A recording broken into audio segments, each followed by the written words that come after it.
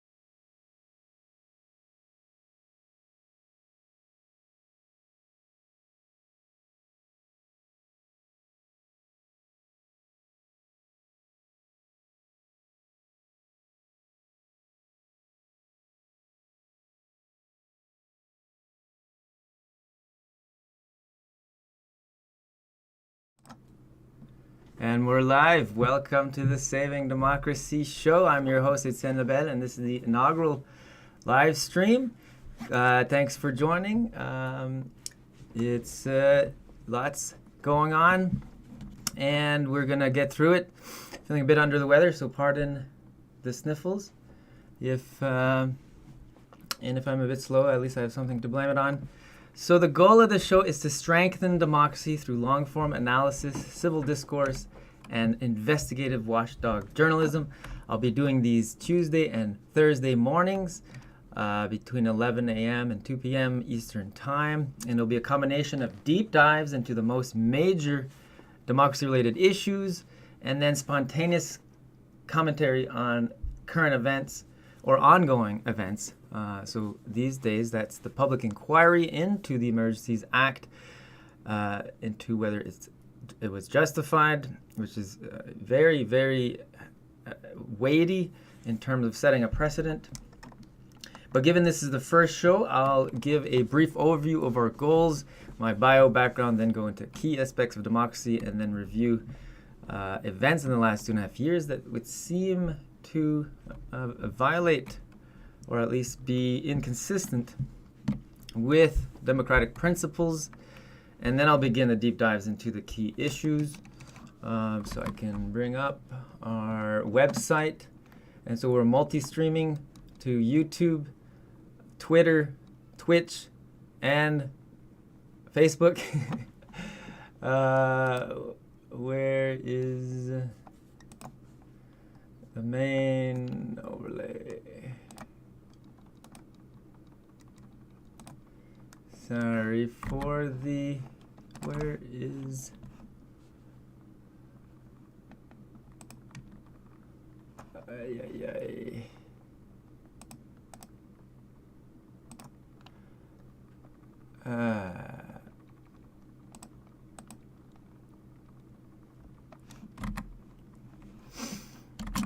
okay, so there's already a technical difficulty, but we will get through it.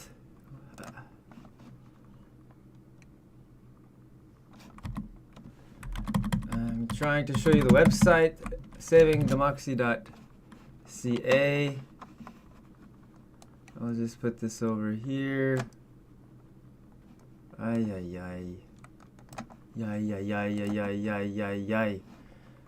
just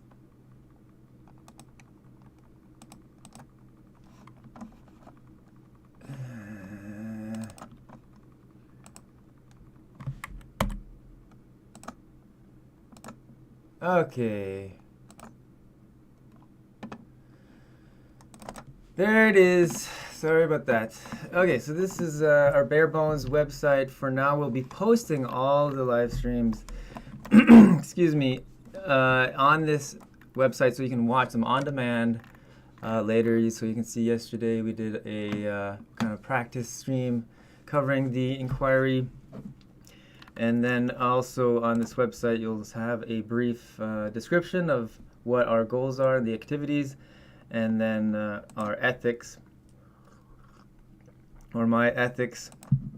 And so I already mentioned our goal is to strengthen democracy through long-form live stream analysis, civil discourse, and investigative watchdog journalism, which we'll get into. Specific tasks include, as the name of our live stream implies, estimating the current health and weaknesses of our democracy. And this is Canada's democracy because I live in Canada, but these issues, most of them, excuse me, influence most other Western democracies. So that's kind of the first task. And spoiler alert, our position will be that Canada's democracy is weakened and or majorly deficient. So the second task is then to design and implement through legislation new safeguards to strengthen our democracy so that it can better withstand threats in the future, and potentially making it even better than resilient. We can try to make it anti-fragile, which means our democracy would become stronger rather than just withstanding a threat And so my background is a former science watchdog, science whistleblower, published author in psychology and metascience, and professional skeptic.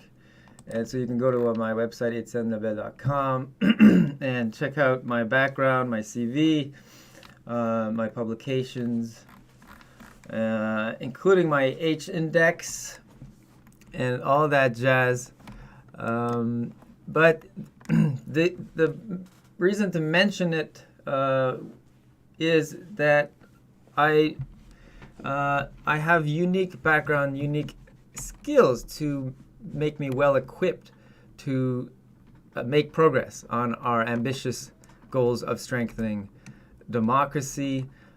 This includes my scientific background, my social psychology background. I did mostly research for over 10 years on social psychological phenomena, and the current situation reflects these kinds of classic conformity and obedience experiments, vividly demonstrating the power of the situation, how the power of the situation can make good people do bad things. And then knowledge and experience of peer review and evaluating the credibility of scientific evidence and data, and very carefully looking at statistics, and then the scientific transparency, and thinking about conflicts of interest, and thinking about how to evaluate the trustworthiness of information, but also of journalists and news organizations. And more generally, the scientific spirit is just really kind of careful thinking that minimizes the chance of being wrong if you are wrong, and maximizing the chance of being correct if you are correct. And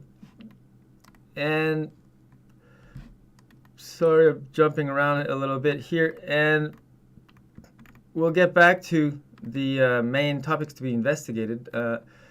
But given my background, we are really focusing on ethics and conflicts of interest, because I am trying to spread this information, but really my goal is to help people think for themselves. Because in the end, the way to get to the truth is to have vigorous debates about the ideas, about the arguments and evidence, and you want to have these vigorous debates among smart and careful thinkers who also lack a conflict of interest. And then the idea is that the good ideas that have merit survive this scrutiny. This survives the clashes of ideas in debate, whereas the bad ideas crumble and do not withstand scrutiny. And so in that sense, it's really important to abide by these ethical principles, which were designed to protect the integrity of various stakeholders. So, for example, in my reportings, I will abide by high journalistic standards, which include impartiality, balanced coverage from diverse perspectives, political neutrality, accuracy, and honesty, as per the Canadian Association of Journalists Ethics Guidelines. And this,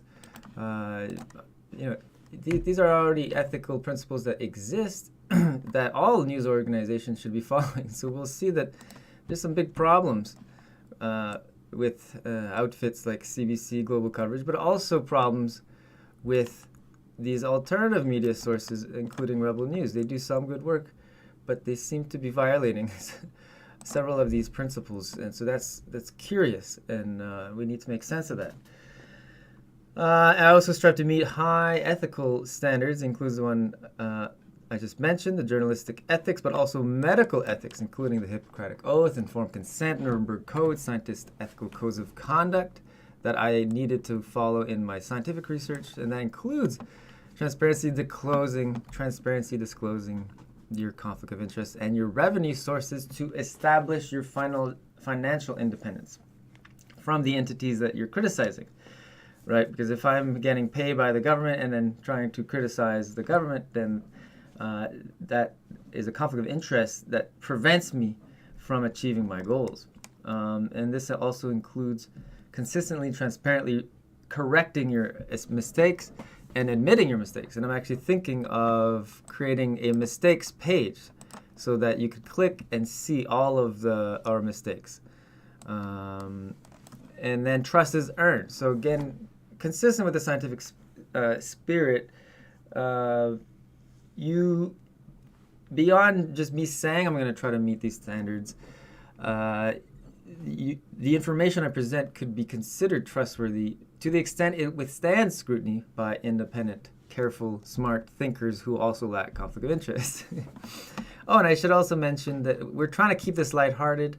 I should have some background music playing. We can discuss that. And I'm even thinking of playing music when taking breaks, because this stuff is heavy. It can get, a lot of people tell me they avoid politics because it's draining, it's emotionally toxic, which is true to some extent. But we have to think, well, why would that be? Why has politics become so toxic and emotionally draining, right?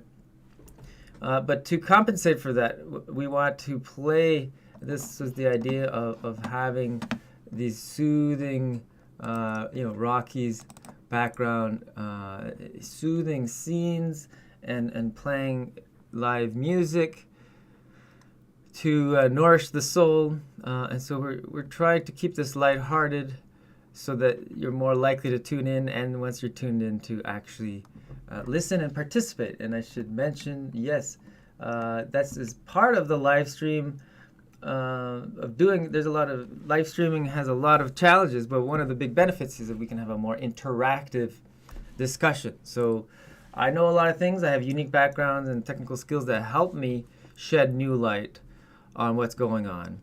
But I'm just one person. And so we need interactive debates, and we're going to have live guests call in, whether it's audio only and or video. But beyond that, you can leave comments in whatever platform you're watching it in. You can leave comments, and I will respond to your comments and ask questions.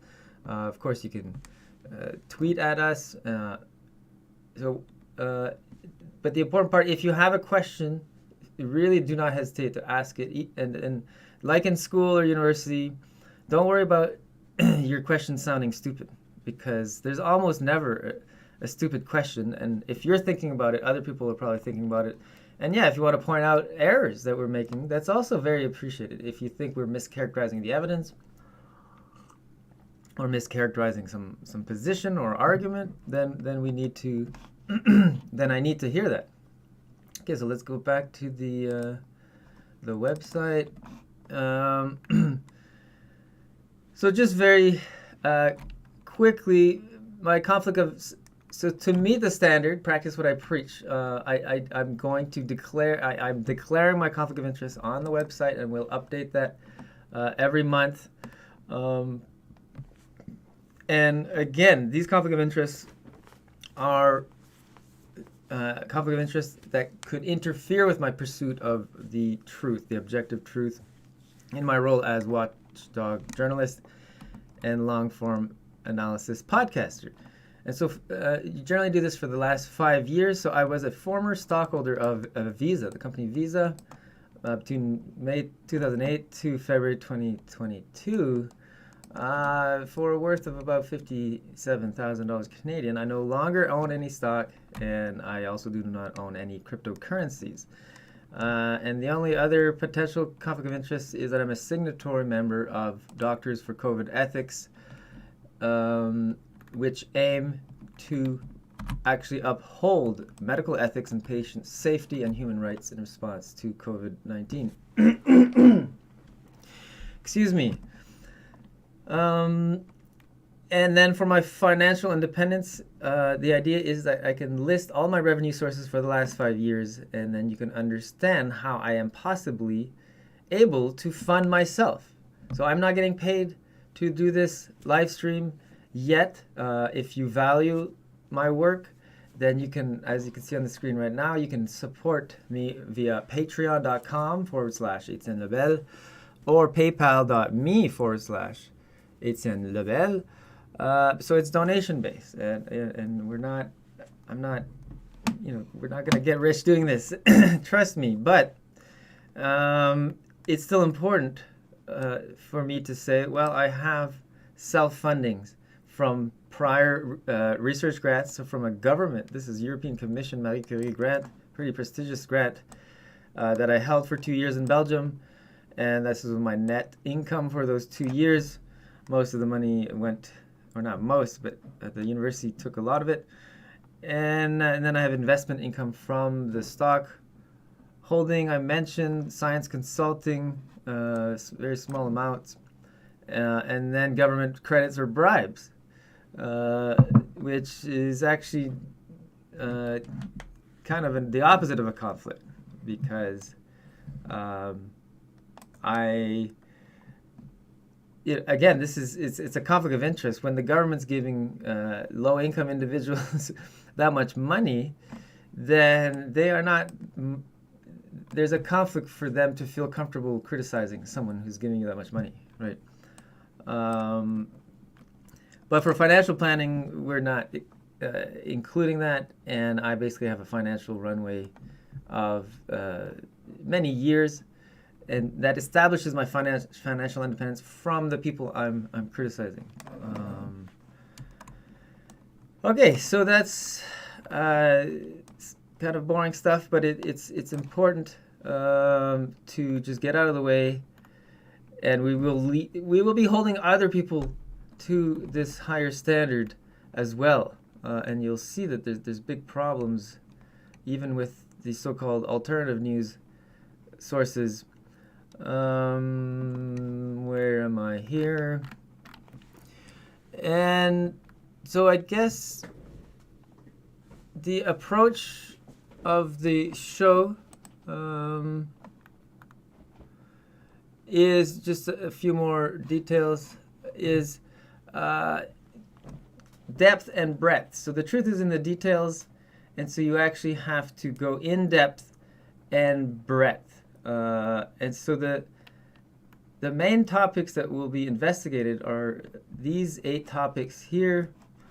And for each of them, we need to really drill down into the details, and then consider some breadth. So consider all of these key issues simultaneously in the context of our constitutional rights, and then in the broader geopolitical context of what's happening in all these other Western democracies, mostly in Europe and Australia. And we have correspondents and former colleagues from science that we will be hearing from. Some of them I still need to convince, but we will hopefully get them on the live stream to give their opinions. And Europe often is 5-6 months ahead of us in terms of developments related to our constitutional rights. So right now, Europe is in energy crises and potential climate lockdowns. And so it's interesting to take a sneak peek to what's happening over there across the pond. And again, the idea is careful, critical thinking. Just try to use some of my skills from science to try to help. I was getting, and this was part of the motivation of doing this show, I was just getting so many requests all the time from family, friends to, well, here's some article, is this legit? Can you fact check this? And so I want to do this at a larger scale, so that's more efficient, where I can go through articles, news articles, blog posts, even Telegram channel. I mean, it's just really a clusterfuck, pardon my French, of weird information, fake videos, and so to help people separate the wheat from the chaff. And for that, again, you need really careful, critical thinking, ruthless scrutiny, high levels of intellectual rigor, with an eye towards accounting for these financial conflict of interest. Look at look at people's positions, and what interests are they serving? What are the different interests beyond pursuing the truth? And those different interests can interfere with their pursuit of the truth or interfere with their role as elected official. And again, the other thing briefly worth mentioning is that I desperately want to be wrong about these authoritarian developments in Canada. And I've spent the last 2 years unsuccessfully trying to prove myself wrong, and also unsuccessfully finding other careful, smart people to prove me wrong, right? And again, that's the scientific spirit. You desperately bend over backwards to try to prove yourself wrong, and if and only if you fail to do so, do you temporarily accept some position as potentially not wrong. So again, there's a lot of humility, and this is also very important to mention.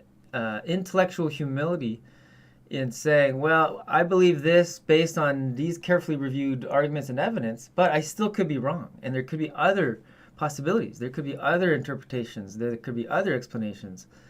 And showing intellectual humility, or even more broadly, epistemological humility, is really important, especially when we want to debate with people who may disagree with us. We want to focus on the issues, stay civilized, civil discourse, and when things get heated, it can help to say, well, I could be wrong. So you're getting emotionally heated. Maybe I'm wrong. So let's just regroup and focus. excuse me, on the issues. And also my personal position, the way we're trying to do this is that, if we're all trying to pursue the truth, there's some objective truth over here, and I'm reviewing arguments and evidence to help you justify, your position. So it's not actually even about my personal position, even though I have unique skills that maybe you should give my informed opinions a bit more weight, right? But the show is actually more about helping you justify your own beliefs. And my positions are kind of irrelevant, other than maybe biasing myself towards reviewing the evidence. Okay, so now we'll go to key aspects of democracy. Where is it? Here. Okay. And this is really bare bones here. This is like high school level democracy. I think the simplest definition is government by the people, for the people. And so the key issue is that the interests of the people should be served by other elected people who are everyday citizens. And that's the beauty of democracy. You have the luxury to ignore politics and just say, I don't want to deal with politics. I want to just live my life. But if you are interested, then you can participate, right? But in the end, a democracy is about serving the interests of the people, and whoever is elected and has power over other individuals, they need to be held accountable. And so you have transparency and accountability to ensure that the elected officials are serving the interests of the people rather than their own interests or corporate interests or mega corporations, multinational interests, or foreign interests, other groups, other organizations. I mean, there's all kinds of people that have an interest, that potentially have interests that they want to be served, that are distinct from serving the interests of the people, the common, everyday person, right? Because most people are just unknown, everyday persons that are hardworking and trying to live their life and trying to pursue their dreams. And so the interests of the people include things like bodily autonomy, individual sovereignty, security of the person, freedom of speech, freedom of mobility, freedom of assembly, We'll go through the Constitution. I have lots to say about the Constitution and suboptimalities with how it's written, and we want to strengthen those aspects, right? So now we can contrast this really rudimentary view of democracy with events that have happened in the last 2.5 years, which seem to violate key aspects of democracy. But again, the truth is in the details, and we're gonna debate this. We're gonna discuss this. So lockdowns, business closures, school closures, gyms, and restaurants. Mobility restrictions, visiting family and friends, funerals, caring for dying loved ones, mandatory experimental COVID vaccines, and then actual discrimination based on your vaccination status for employment and participation in society. So that could be bodily autonomy violations, restrictions on peaceful protests, including the Freedom Convoy, and then suppressing political dissent via the Emergencies Act and the freezing of bank accounts of individuals who donated to the Freedom Convoy, which is what is being debated as we speak, literally as we speak. And we'll turn to that as part of spontaneous commentary. Actually, we might turn to that before jumping into our deep dives. And then still ongoing 2.5 years later, threats of more restrictions if booster uptake is insufficiently high. Which, again, the medical justification, the medical and scientific justification for the booster is just simply not there. And so it's highly, highly curious. And then finally, new legislations, which they're passing as we speak, and we'll review these, which risks further stifling free speech and political dissent by, for example, they want to regulate independent live streams like this, saying that we have to comply with all kinds of government rules and regulation.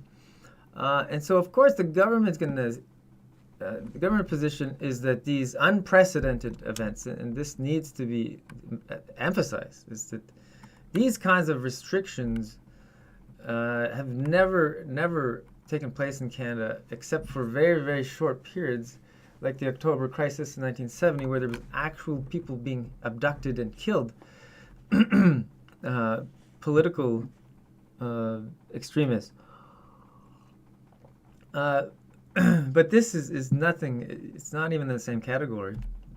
And so the government position will be that those extreme restrictions excuse me, were justified because they saved lives in terms of preventing COVID deaths and prevented hospitalizations. But is that really the case?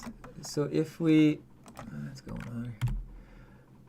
Consider all of the costs of actually implementing the lockdowns and the what's called non-pharmaceutical interventions, the costs of the COVID vaccines and the proof of COVID vaccination verification apps, the economic costs, small business bankruptcies, psychological suffering. I mean, the immense, we'll review, that's pretty dark stuff, how much psychological suffering and isolation and loneliness suffered during the lockdowns and still ongoing, and the physical suffering from not getting as much exercise, not going to the gym, and even delayed surgeries, right? So for all those costs to be justified, the government has to be able to unambiguously show that the benefits, and you see my mouse here, the benefits, they have to be able to unambiguously show that the benefits in terms of saved lives from COVID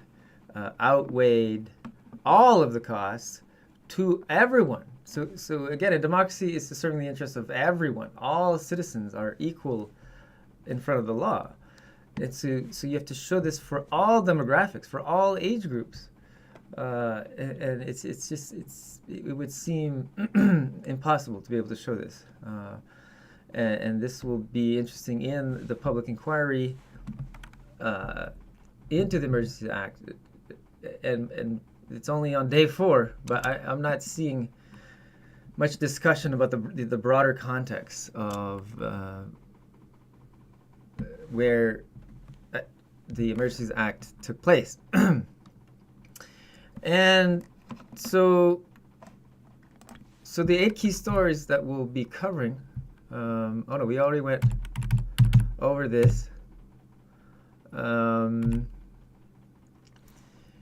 And yeah, so that'll be an idea again, is that so Tuesday, Thursday mornings, we're gonna go into deep dives into one of these, or several of these key stories, and then based on our discussion, based on the questions, oh, here we have a comment.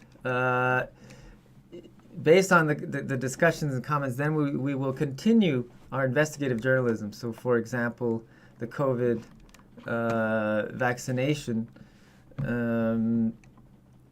I sent several letters to Health Canada with a team of people that reviewed my evidence and never got sufficiently, never got any like real email addressing my concerns, that there seems to be safety signals in the COVID vaccine side effects that are 10 times higher than any other vaccine approved in Canada. Did the people want a government, or was it given to them? It's an interesting question. Maybe if you can clarify, what is it? I mean, there's different ways to interpret that question.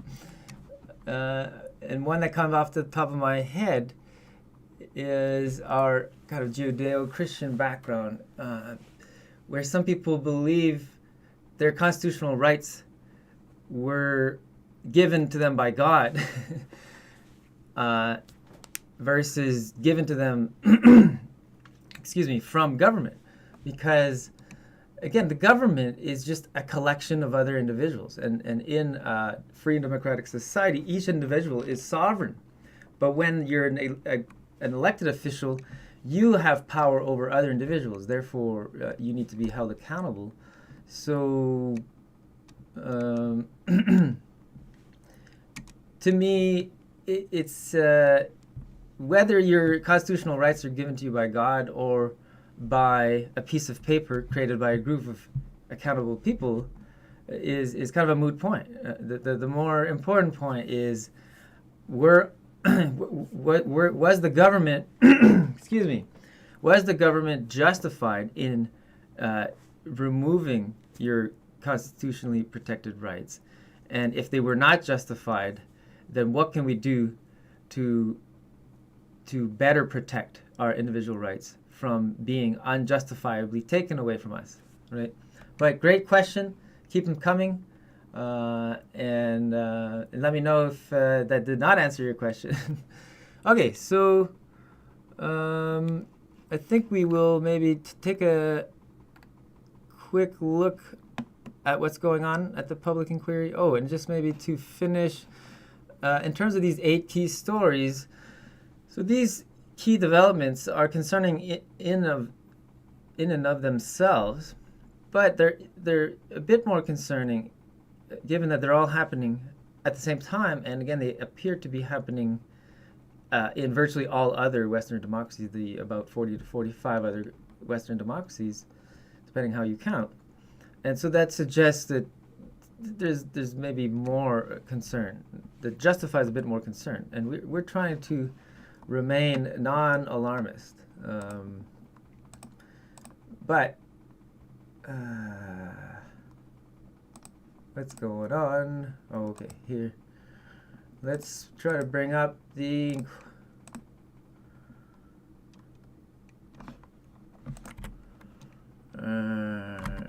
live stream.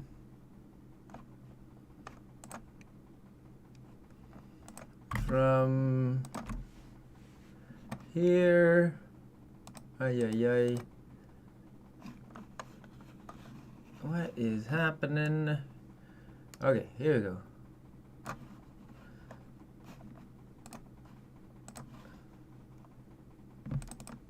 Okay.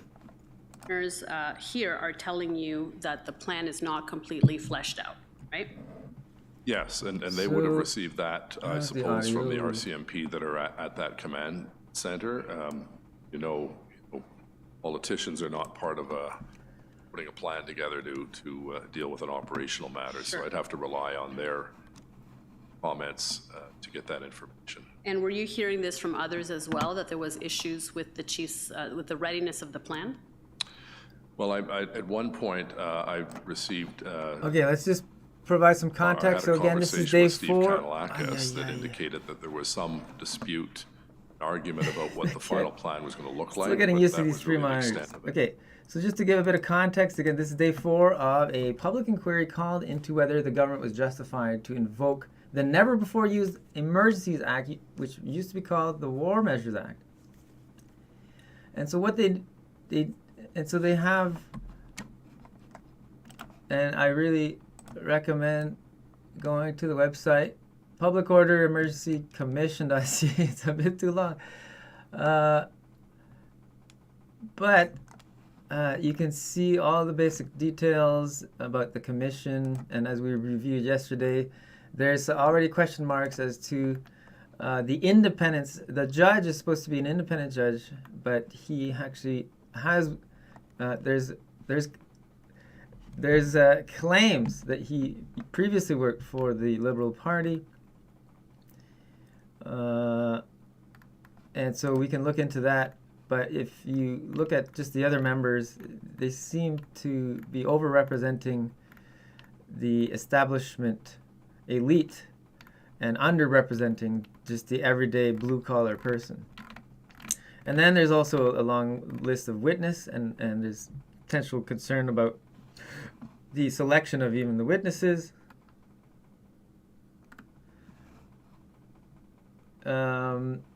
And then, yeah, you can share your views, and then you can tune into their live stream, and then go through the documents. So this is happening. I mean, we're Red Deer time, so this is every day between 9 and 5 p.m. Eastern time. So now it looks like Jim Watson, the mayor of Ottawa, is giving his witness testimony, and he's being examined or cross-examined. So I guess there's lawyers from the council and then lawyers from the Freedom Convoy group. Have to pick it up So and we leave it on can Monday. Okay, listen sorry, I a meant little bit. the second point at the bottom there, where you say this is a good step. At some point, I will call the premier to get them to sit at this table. So this was the last tripartite meeting, correct? I believe so, yeah. And so in the end, the premier did not come to the table, right? That's correct. And do you know why the tripartite meeting stopped after February 10? Well, I assume it was because we were closing in on that date when Tripartite the meeting police were going to stopped start after- moving, and it was no longer necessary if we had secured the number of OPP officers in that period of time or a couple of days later. There was not much point in meeting again, although I suspect if you looked at all of the different phone calls and Zooms and so on, we would have had meetings, bilateral or multilateral, but not the full tripartite. That was Sorry the about last that. one. So in the 3 meetings that we looked at, there are some common themes that we can see. You're expressing frustration that you're not getting commitment from the federal government. You say you need boots on the ground, show me the Mounties, let's get a down payment on our CMP officers. Down So you payment. felt that the federal government was not committing to the resources that you needed. Well, at that time, but then we sent the letter. We had the 2 calls with the Prime Minister, had a number of calls with Minister Mendicino, and eventually it all culminated in the officers arriving. Both, I forgot to mention municipal services as well. They were quite substantial. You know, walk through the site and you saw Belleville police cars in York Region and Toronto. It was actually quite a relief to see those other police officers helping their fellow police officers. So, you know, at the end of the day, process folded as it should, but as I've said, one of the frustrations Okay. I had as a common theme was the lack of commitment to officers earlier on in the process. Sorry, did you say that the process Okay, our board unfolded as it says should? WEF Well, with the first. cleanup of the think he's streets referring where to I see. police moved in. the and, World Economic But you agree Forum, that it which took will be discussed. 3 weeks for that to happen, right? and yes, and that was. that is a criticism foreign so long interest. It's a foreign this group world, and again, who have certain I'm sure goals, critic and could those say, goals well, may why or did may you not Pastor, I understand be there's consistent with the we goals had officers from and Vancouver interests where of the Canadian it takes people. time to get plane tickets and And one concern I've on, had so- is and it's a mystery really, is critical of the why fact that people seem logistical so challenges, aggressive I was pushing at for accusing you of really being a conspiracy wanted to theorist do. just for bringing up Well, reasonable told me possibilities. we Again, the way to the truth is to Right, but you're not just consider- an armchair critic, as you say. all possibilities and then look at the merit of claims, right? So, and even since the beginning of COVID, even in March 2020, when people started trying to understand how severe is the coronavirus, and they started comparing the infection fatality rate of the coronavirus to a similar thing they could find, which was the influenza virus, which is also a respiratory virus. And then we were called all kinds of nasty things, and it's irresponsible to compare SARS-CoV-2 to the influenza virus. And I'm thinking, what? Why? What do you mean? To me, it's the opposite. It'd be intellectually irresponsible to not compare them, because you need to give proper context. You can't just say, oh, there's a new virus and it's potentially super dangerous. They were even talking about 3 to 10% infection fatality rate. So it's actually the opposite. It's intellectually responsible to go look into those numbers and to start compare it with other viruses in that same category, which are respiratory viruses.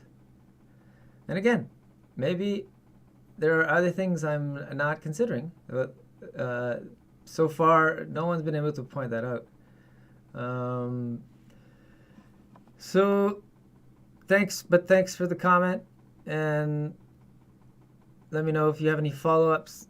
So this is pretty boring. If that had been communicated sooner, the chain of events that subsequently But what we can happened do could is have actually started look- earlier, right? Sorry, I don't quite understand the first part of your question. The first part can is look at- you're there's saying all these that other you eventually got live the number of streamers who are resources that were dedicated to required, only and you sent the letters off on covering the February live 7th. streams. But So I had you was thinking, understood well, what we was could required earlier, cover from January 31st, you already live know stream that there are not of enough the live resources, streams, and as it we would saw be a- in, like in kind of a your meta call live with the stream. Prime Minister. I So can had find- the chief communicated where to the- you the requirements and a number sooner, that could have been passed on sooner, and the sequence of events of the meetings and trying to get those resources could have begun sooner, right? In theory, I hope that would have been the case, yes. Okay, and if the RCMP officers So, had for been example- secured, and if that commitment from the federal government had been secured earlier, We'll then pause all- this one, and then we'll go into this one.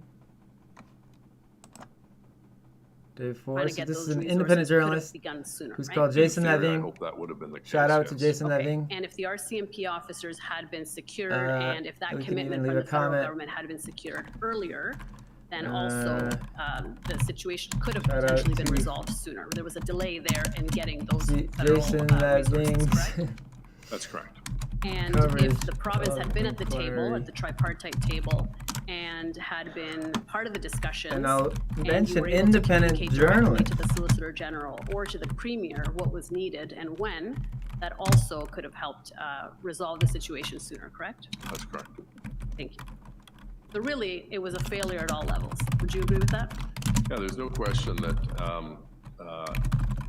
when you look back Saving in Democracy hindsight show. what happened, there were many failure points along the way, and city or provincial or the federal governments, they all have to take responsibility for the fact that we did not And again, act this fast like I can enough, then ask questions that the people of Ottawa suffered the most to him, as which a I did result of yesterday. the fact that we did not And clean there up are that 5-6 other occupation streams for, that are trying to 3 weeks. actually So- make sense of. And so we've talked a little bit about what the OPS could have done differently, what the federal government and the provincial government could have done And differently. as we What saw about the municipality? yesterday, What let could me the turn city this have done down differently? a bit. Well, as So you know, his we stream have is limited, lagging. authority and responsibility and powers in a situation like this. He This was seems to be early gone now. on, literally within the first 24 hours. This was clearly a police issue. So we can look at another not one. simply shrugging our responsibility. We had certain responsibilities from bylaw and keeping the street. So this is war campaign. Oh, this is day number 4. Day number 3, rather. Oh, he's not there. Yesterday he actually had he had comments he was typing as it was happening, so it was more interactive. So he was giving you what was the other one? Oh, this one.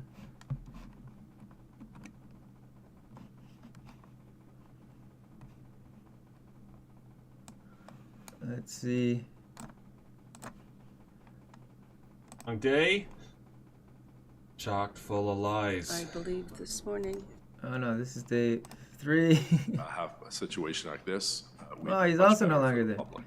Okay, well, And I'm so gonna try to find. you said, early on, it was clear that the city was overwhelmed and that it couldn't, didn't have the resources to handle this, not just on the police side, but on the municipal level as That's well. interesting. From the 31st, I think it became clear that this was not something that was going to just Okay. resolve itself on its own. And I'll come back to this point. Could declaring a state of emergency earlier, as of, for example, the 31st of January, have signaled that the city was overwhelmed, that it was treading water, and a signal to the other levels of government to act accordingly? No, our staff were very clear that, again, I reiterate the fact that a municipal state of emergency, I think people see on television mayors in United States cities declaring states of emergency and the powers they have. It wouldn't have made a big difference at all. In hindsight, I suppose, if I was to recommend to my successor, Okay, we I often think get that's enough for now. Again, this is why I'm thinking of Also, just playing music. The situation dangerous, on top of serious situation that was going to have which negative impacts on might make the it a bit more residents and, entertaining. quite frankly, the country. And the frustration was. But oh yeah, as a that the quick reason why we recap wanted the RCMP of there what was was happening yesterday, the protesters were protesting federal legislation right across there from was Parliament a lot Hill, of twisting Prime of Minister's language. office. Where is my They needed list provincial here? support, as they did in Windsor, because there was an economic imperative that our so- city not be shut down for. Let's turn this down. from signaling. So, for example, there was a witness, What else could or I think he was a city councillor. He claimed the Freedom Convoy inflicted community violence and social trauma, right? So what did these mean? What do these words mean? And like, why does it seem like language is being invented? Another one was activations, right? They said, well, there's activation in the downtown core. Well, again, why? What does that mean when the reality is, and there's literally hundreds of hours of drone footage of peaceful protests across those 3 weeks, right? But one possibility, and this comes from my science whistleblower work, is that when the truth is not on your side, you are kind of forced to twist language, right? Because you don't really have many other options. So that's something to look out for. If the people are using weird words that are vague and they're not giving you good definitions, including microaggressions. So there was City Councillor Matt Fleury, and this was probably one of the most controversial things that happened so far. He was asked to clarify what he meant by microaggressions by the Freedom Convoy Council, and he switched to French. And then another Ottawa City Councillor, McKenna, she literally will play the video. She's literally whispered to him, say it in French, with the assumption that, the majority of listeners don't understand French. But again, why would you do that when you know you're being live streamed, you're being videoed live stream, and now the whole world is seeing that you're. I mean, unless again, maybe there's another explanation, right? But why would she tell the other counselor to say it in French? Unless, his defense is that his first language is French, and it's be easier for him to define it using his native tongue. So I guess that is the devil's advocate position, right? We don't want to jump to conclusion, but let me see if I can find it, and then we can comment. We can comment upon it.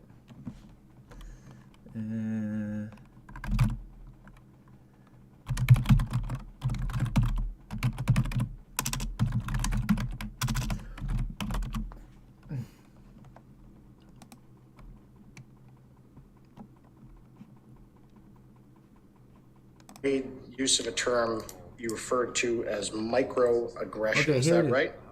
I believe so, multiple times. Okay.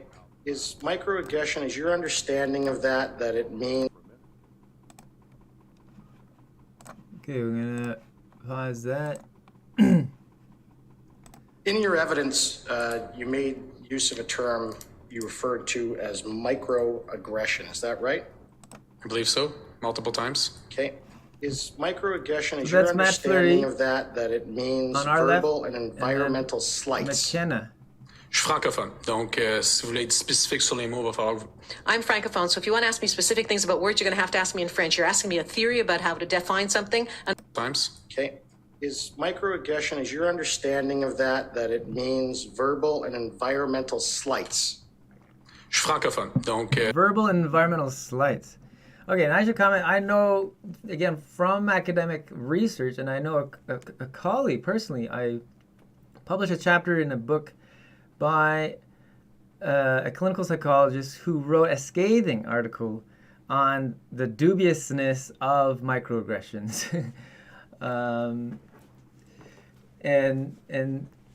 so the council is he's just asking for him to clarify, and then he's responding, well, if you want to get into the technical definitions, I'd have to do it in French. So si vous voulez être spécifique sur les mots, va falloir que vous...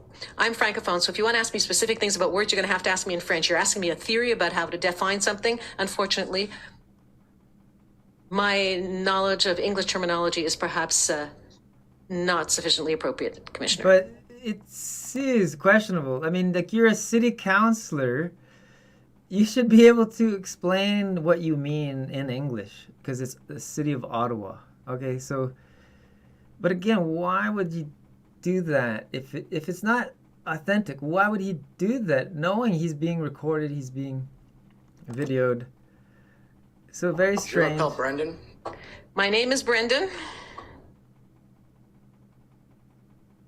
I think, it is funny, but it's not. I am doing my very best to answer clear questions in English.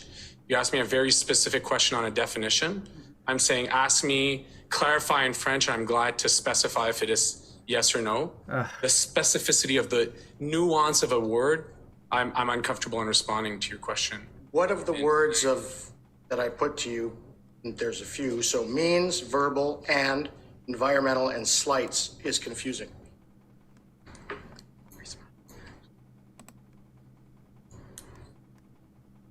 Which one are you confused about? And that's where she's J'ai whispering. expliqué plusieurs... Comfortable in responding to your question. What of the words that I put to you, there's a few, so means, verbal, and environmental, and slights is confusing?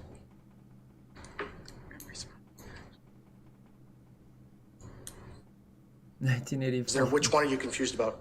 J'ai expliqué plusieurs fois. I've already explained.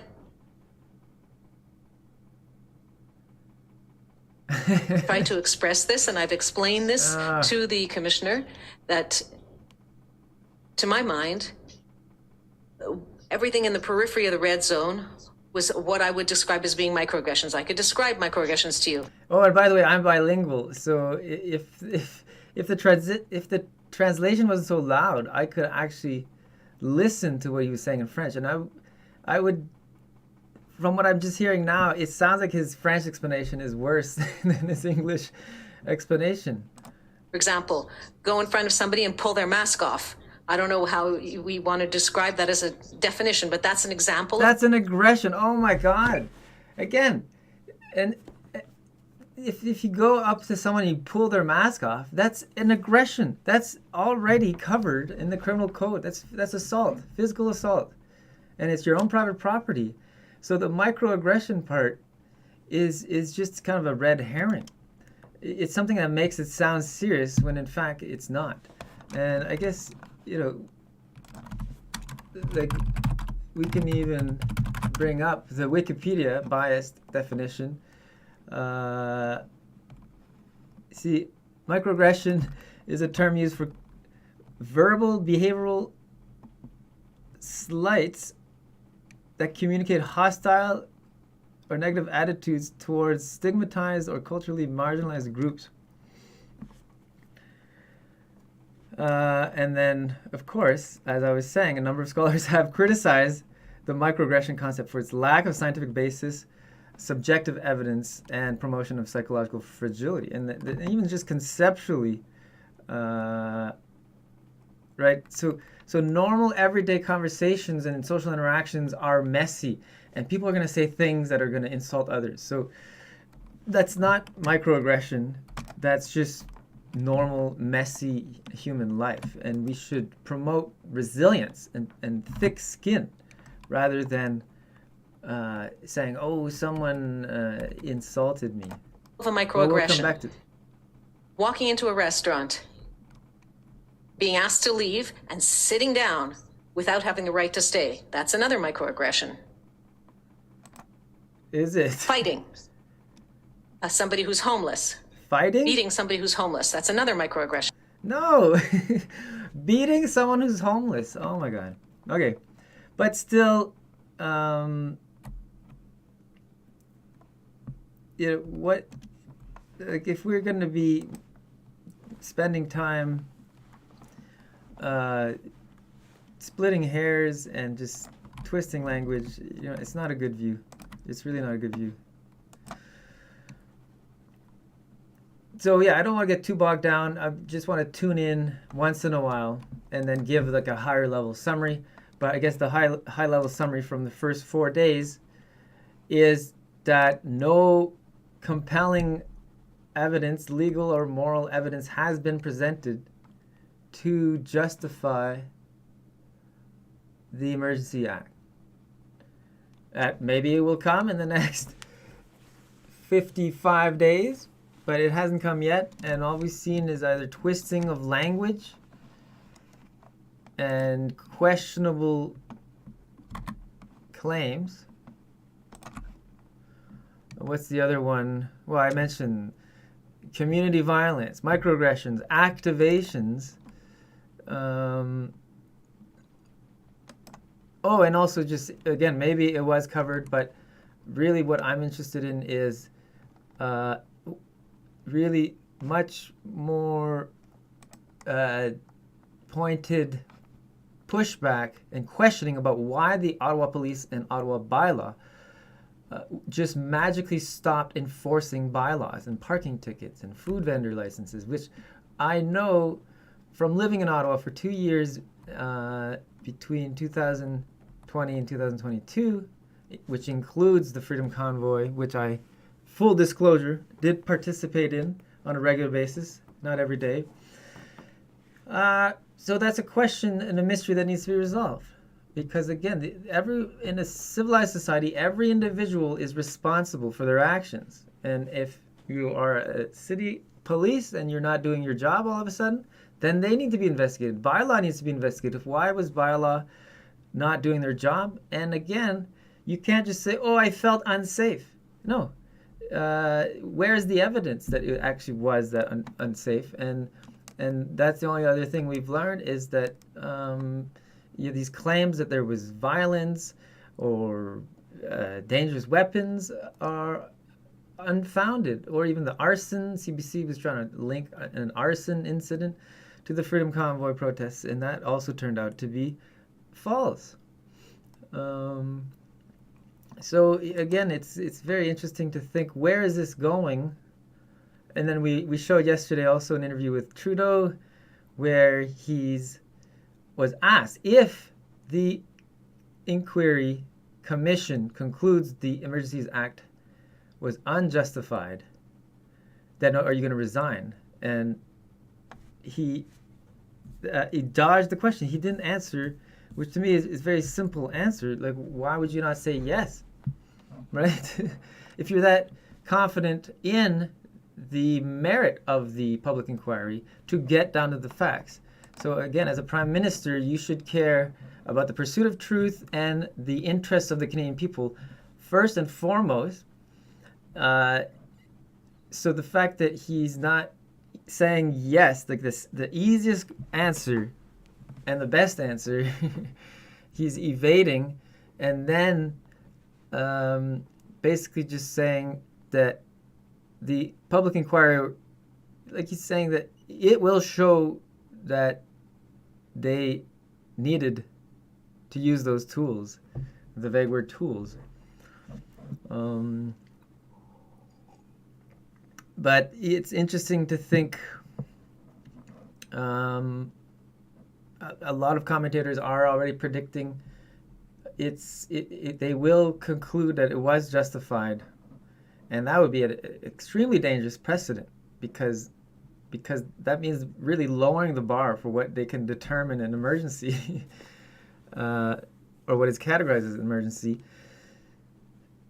And then, justifiably, like, can we appeal, right? So we can look into what kind of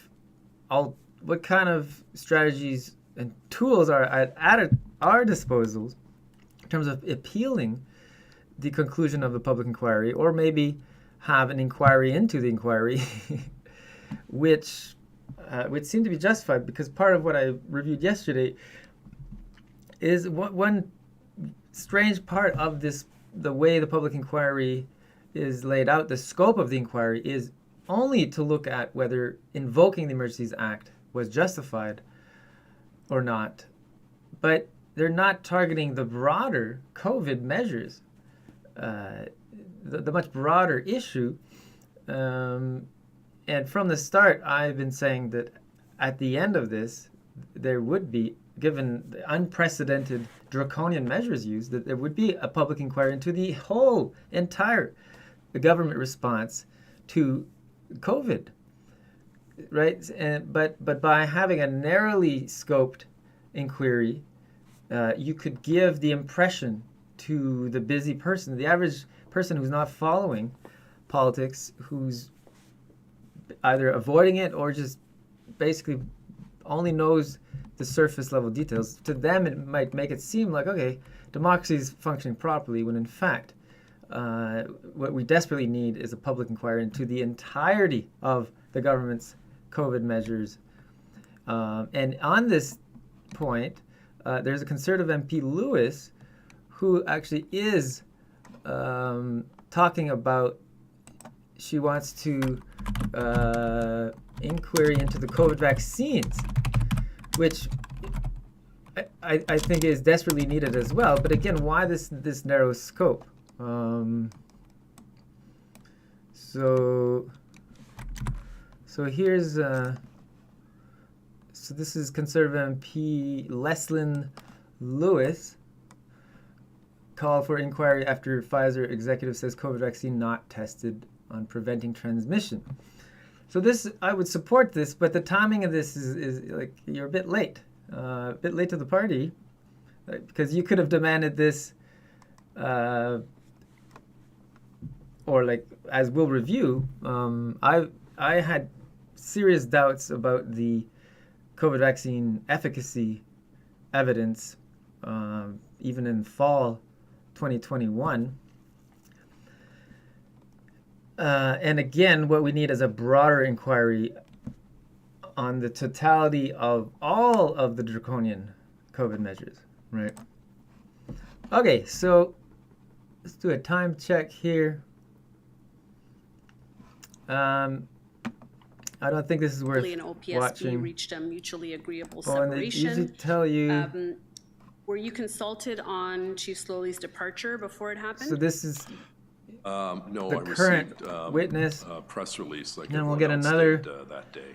City of Okay. Ottawa And person or Did counselor. you have a view that you should or shouldn't be But it's consulted or unclear- notified when the police chief is I mean, they'll probably get to going her to and then be replaced or removed? I thought it maybe would be helpful that the that Ottawa Police information Service. was shared by me. No requirement, I suppose, of the board to do that. Oh, and I but guess it they would are have in been order, helpful so we because can- if I was the sneak found preview myself in a is. scrum and hold this for the first time, it would have that- been nice to have a heads up.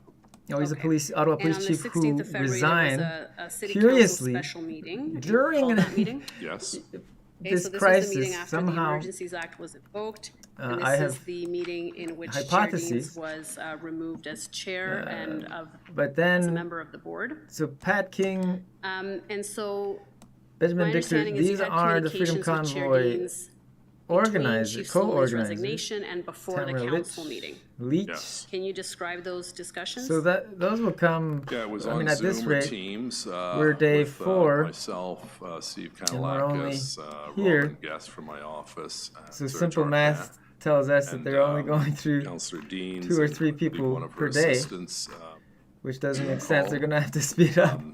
So let's say 3 per day. She indicated, based on a press release, that I can't recall the Therefore, exact wording, but it might was something be to the effect, it's in the documents. next something week to the effect that we get to we're working on a new command structure. the more interesting part. And I was curious about what this was, and also indicated a new command structure and hiring a Okay, new so I think chief. we're going to go I thought, well, and it seems a little jump strange. into We're in the midst the of a deep crisis. again. And into Let's a go long, detailed back to the discussion start. with Councillor Dean about Chief Slowly's departure and whether he was fired or resigned or what the compensation package was. That was see. so the Police Services Board. But it was clear that Councillor Deans wanted to move quickly to bring in a new acting chief. That was the bulk of the discussion that we had with that call. And you had a concern about that? I had a deep concern about it because we had Chief Slowly on one day. The next day, we had interim Chief Bell. And the next day, the board was going to appoint another chief. So we had 3 chiefs in 3 days.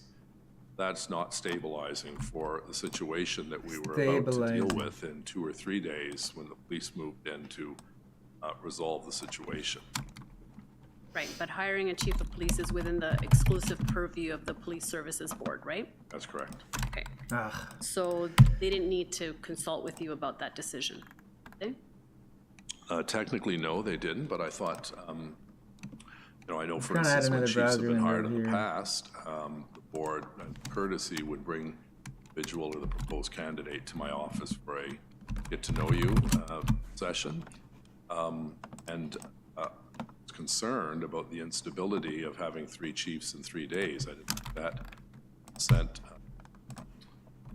much confidence to the community, particularly when the chief, my understanding was in Florida at the time, probably couldn't make it back, in time to oversee the implementation of the plan to clean up Wellington Street, which took place that week.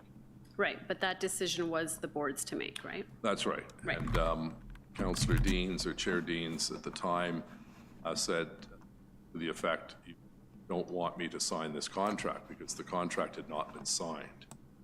And I said, yes, I can't tell you what to do because you're the dependent and autonomous, but I think it would be wise not to sign a contract until get this situation stabilized in Ottawa, to have someone from another jurisdiction come and try to, learn the street name, let alone the command structure that Chief had put in place. And Chair Deans committed not to signing the contract. And Okay. later that day, it was discovered that, in fact, So we're she gonna had signed the, sign off from Which she was entitled to do as chair of the board, yes, right? but she'd indicated this and go back to the main topics. So we'll begin from the start, which March 2020, 2 weeks flatten the curve, lockdowns. So how could you justify lockdowns? Well, there's a new virus, potentially very dangerous. We need to stop the spread, flatten the curve, save the healthcare system. Right? Those were the talking points at the time. And again, from the start, full disclosure, I was skeptical. But again, I mean, this is my personality. I've always been skeptical. And then I went to science and I became a professional skeptic. And I even have chapters, published author in chapters and articles that, debunk or find problems with evidence, including even paranormal evidence, paranormal claims. So, it's natural for me to have been skeptical. But the reason I was skeptical is because even though the government had justifications, they had reasons to invoke these lockdown measures, they seemed insufficient, right? Because again, these lockdown measures were unprecedented. We'd never, Canada nor any other Western democracies, they never used these kinds of lockdown measures to control a public health issue, which they're called non-pharmaceutical interventions. And the evidence, it just wasn't there. And actually, even the World Health Organization, because the evidence was at best so mixed and inconclusive, they never recommended non-pharmaceutical interventions to deal with public health issues. So I was skeptical, but at the time it was again based just on the conceptual analysis of, well, they haven't provided enough evidence to justify their extreme measures, but it is an emergency. It's very fluid, so we'll just give them the benefit of the doubt, right? Maybe they didn't have time to really write the reports that really showed that they considered all these other strategies and that these lockdown measures are still the least suboptimal out of like a larger set of strategies they could have taken, right? Because again, that is the question. It's an emergency, but just because it's an emergency doesn't mean you throw out democracy and you throw out just critical thinking, right? Because again, you have power over others, therefore you need to be held accountable, whether it's an emergency or not. And in this case, the people in power are the ones deciding whether there's an emergency. So there's already a conflict of interest. And so ideally what you'd want is some independent body, right? So public health, like the Ministry of Health is its own ministry, but it's still part of, it's too close to the executive branch, right? So they would need some independent, firewalled entity to be making the decisions, which are completely disconnected from the ruling party. And so one angle to answer this question of where the lockdown is justified is to look at the virus severity, because they kept stressing more COVID deaths, and really using, like, instilling fear. And that was also, I think, from the beginning, I was skeptical, again, from a psychological perspective, with my psychology and social psychological background. If it's a new virus and there's a lot of unknown questions, you want to sound the alarm, but you also want to try to calm people down, right?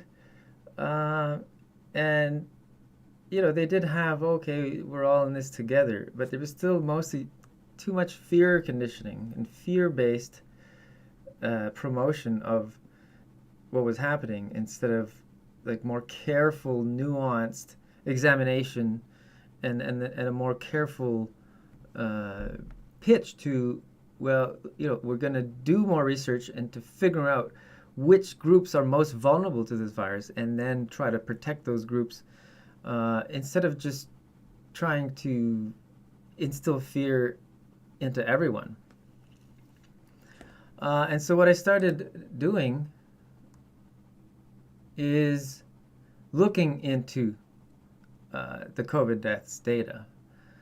And we're just going to keep more surface level for now, because I want to just start the deep dive. I don't want to jump into a deep dive, because you could talk about this chart for probably an hour in itself. But I'm just going to try to give a high level summary, and we'll come back to it.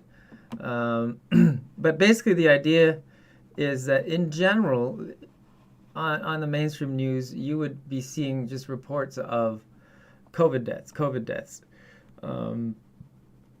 And, my question was always, well, what is the severity of the virus for the different age groups? Because the vast majority of people are not 90 years old, right? And actually, I want to prepare the government website. And so what I did, I went to the website, and they did list, I'm trying to find it here.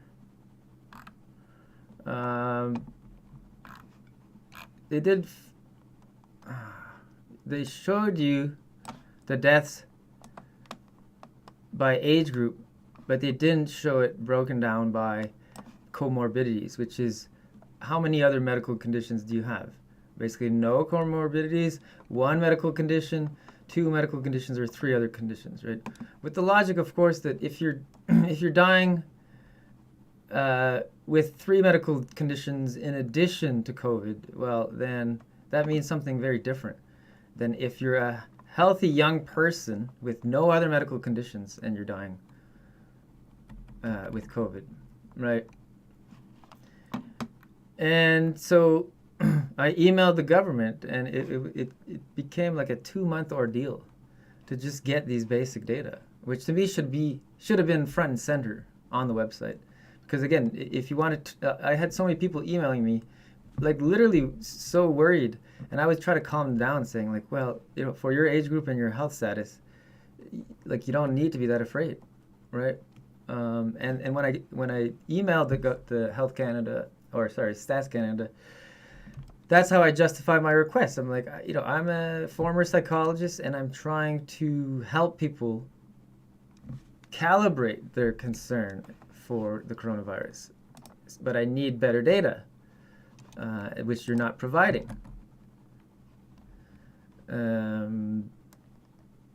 See, their website is changed quite a bit.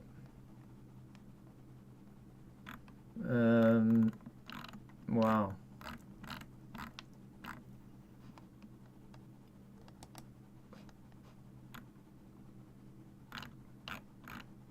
Huh. Okay, well, I'll try to find that. I guess they've changed their website quite a bit. But from what I remember, they did list kind of the number of deaths per age group, but it was hard to interpret, and they didn't break it down for comorbidities. And then through this deep dive, I also learned, as I label the graph, I don't know if you, number of individuals who died of or with COVID-19, because it turns out that they're not even distinguishing between those two, which are really, really crucial, because in terms of actually reassuring individuals, like you need to distinguish cases where, and a medical diagnosis is also very complicated. We can even go through that, because I had to learn about like how do doctors even decide when you have multiple conditions contributing to someone's death. It's a very tricky interpretive dance to to conclude which one of the causes was the primary cause, right? But that's what is needed, and so you need to be very nuanced with, these are people who died with, 2 or 3 other conditions, including COVID, where COVID is not the primary cause, and then these other individuals, it would appear like COVID was the primary contributor, right? But again, if you look at only the green, right, that paints quite a different picture of how dangerous this virus is compared to if you just ignore. Like, imagine there's no colors, right? You're just seeing like all these deaths. At the time it was almost 10,000 deaths in between March and October 2020. And again, this took me 2 months to tabulate. They threatened me $500 for this data, all kinds of just very strange consultants I had to deal with. And it's like, why am I dealing with consultants? Just, this is Stats Canada. I should be able to just email them and get the data. End of story. So they seem very protective about releasing. And I'm even blocking kind of the most important part of the graph here. Oh no. Or no, I can move it this way.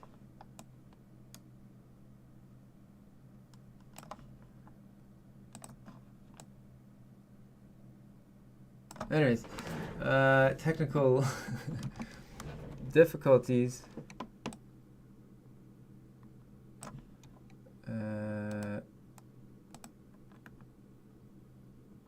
Oh, okay, that's the problem.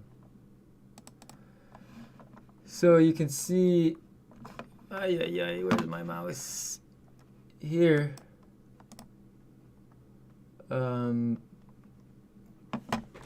You're seeing 20, so 20 deaths among 50 to 60-year-olds in the first 10 months.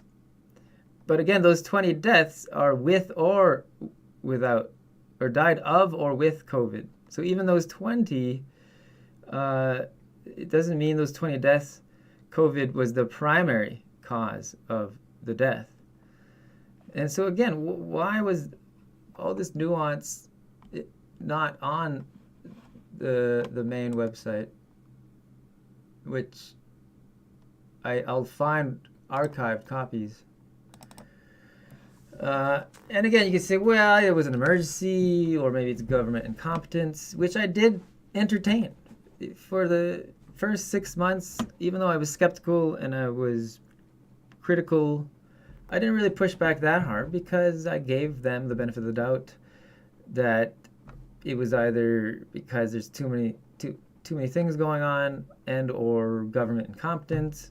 But eventually, as the mysteries deepened and as new mysteries and many, many more mysteries and things that didn't make sense, then it became apparent that something else potentially is going on. So going back to the higher level topics, to be able to justify all these extreme measures, unprecedented extreme measures, you need to know how dangerous is the virus to the everyday person. Like all of, most people are healthy, right? And not, and we do need to care about frail, elderly, compromised individuals. But if the vast majority, like 99.5%, are healthy, then we need to also serve their interests, because democracy is by the people, for everyone. And so you have to have these cost-benefit analyses very carefully done that considers the benefits and costs for all age groups and all demographics. And those were not presented to the public. And so you again, like the graph we reviewed in the preamble you'd have to show, and again, not just produce a report. You want that report to be vigorously debated and scrutinized by different experts from different perspectives who all lack conflicts of interest. And then we'll take a short break. So the Health Canada, they were sending me, that was fall of 2020, and it left kind of a sour taste in my mouth that Stats Canada didn't seem on the ball, and there was lockdowns, and then the masking, lockdowns on and off, travel restrictions, the masking. So I grew increasingly concerned about all these things not adding up. And so then when they started talking about vaccines being the only way out, well, again, just conceptually that was suspect, because they seem so obsessed with just one solution and did not sufficiently consider alternative solutions, right? Because again, whether it's science or business, you're always considering, okay, we could do X, but we could also do Y and Z.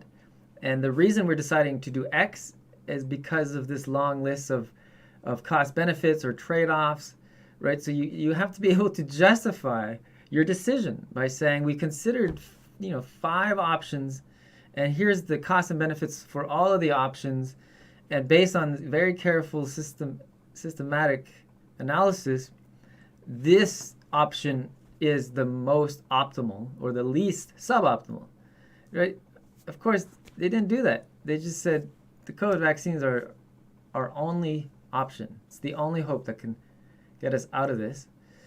So, of course, I was suspicious. And then when the COVID vaccine evidence started coming in the fall of 2020,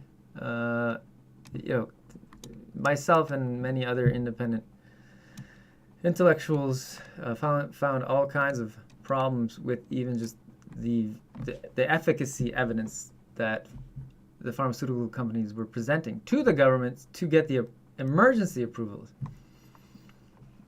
And so just as a sneak preview, so I then,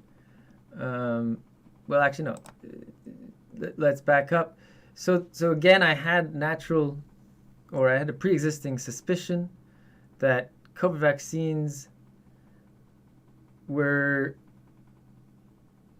it was unclear why they were focusing on COVID vaccines so much, especially given, again, all these things, other things that didn't make sense. And again, with this, the virus severity not really appearing dangerous enough when you look at it more deeply with more nuance to the everyday person, to which most people are healthy and not super elderly. So I kind of went into it with even more, like a bit more skepticism.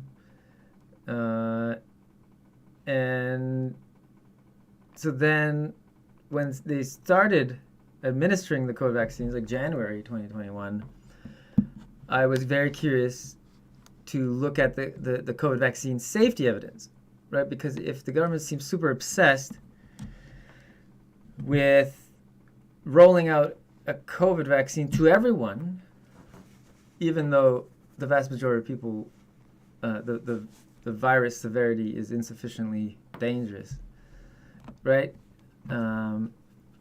So I started looking into the safety evidence, and this is another graph that you could spend an hour on. But the high-level summary is that using the government's own data, and all the links are there, this is an interactive. Oh no, this is not an interactive. There is. Oh, here's the interactive graph where you can actually click on the links and actually compare the safety of all other vaccines before the COVID vaccines, which are here, compared to the COVID vaccines. Right, so this is pre-COVID and this is after COVID. And so you can see that per 100,000 doses, and this of course control for doses, because yes, there is a lot of misinformation online where people just compare the number of serious side effects for COVID vaccines versus non-COVID vaccines, and that is flawed because you're not accounting for the fact that they're giving out a lot more COVID vaccines compared to other vaccines. But this is all accounting for that, right? Because it's basically, about 0.5, we'll say about 0.5 serious medical issues following vaccination per 100,000 doses of vaccination. And you can see the COVID vaccines are between 3 to 15 times higher levels, right? And this is for Canada and the different provinces, because the provinces report in different ways through different crappy websites. And this analysis was corroborated by other smart, careful people. And actually one friend, one engineer, came up with, I think, even a better presentation of the data. Because this is cumulative by date. So that's basically, how many serious medical issues per 100,000 up to that date, up to that date, up to that date. But he did it just by chunk, for the whole month or the whole time period. But it leads to the same conclusion. So as a concrete example, 16 serious medical issues per 100,000 doses means that for every city of 100,000 immunized, 16 individuals were hospitalized. And even this bump is kind of a mystery. It could be that it's just the timing of when, frail old people were getting the vaccine, the first dose. But that's another mystery that Health Canada, they're somehow not interested in understanding this. But from a public health perspective, this is a really big fire that somehow they're not attending to. But again, if you have ideas, maybe we've overlooked something. There's another comment here. It was a brilliant plan on how the planet was locked down. I'm impressed. Well, yeah, it was impressive in some ways that the coordination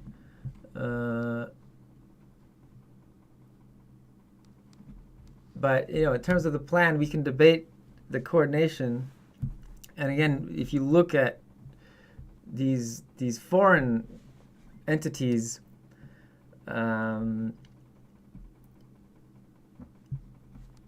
you can shed new light into why this might be coordinated above and beyond, of course, like a pandemic is spreading globally, even if they're restricting travel. So of course, the simplest explanation is, well, if it's a public health issue that's spreading globally, then there's going to be a globally coordinated response.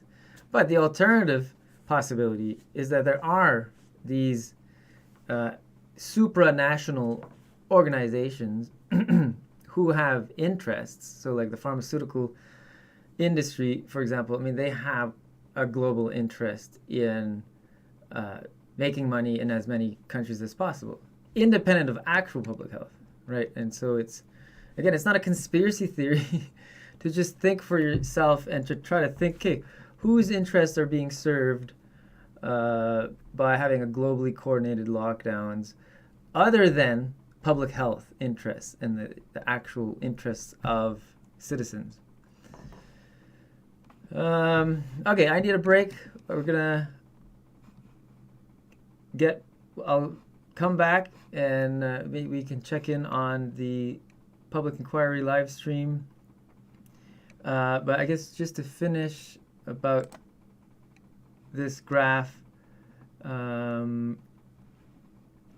So again, the COVID vaccine side effects, there seemed to be a safety signal that's 10 times higher than all other vaccines approved in Canadian history, and this is true in the US and in Europe as well. So that was the first concern.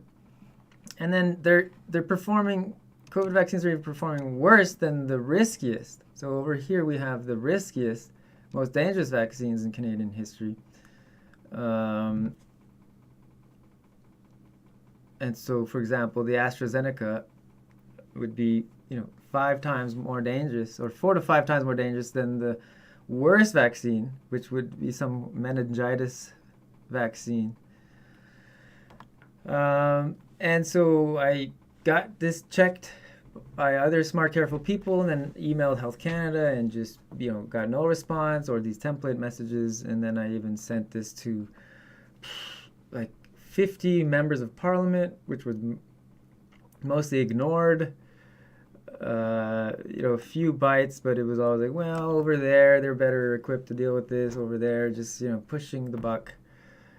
And yeah, it really it's pretty strange that, you weren't getting the responses you think you would get from a properly functioning democracy.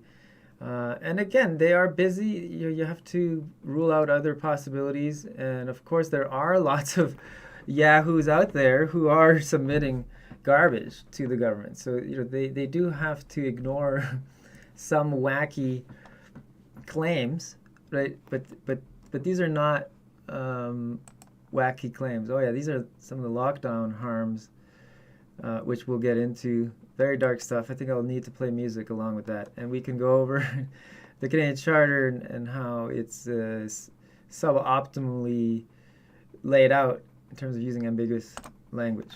Okay, let's go back to the thread, or and we can leave you with that. Mediation.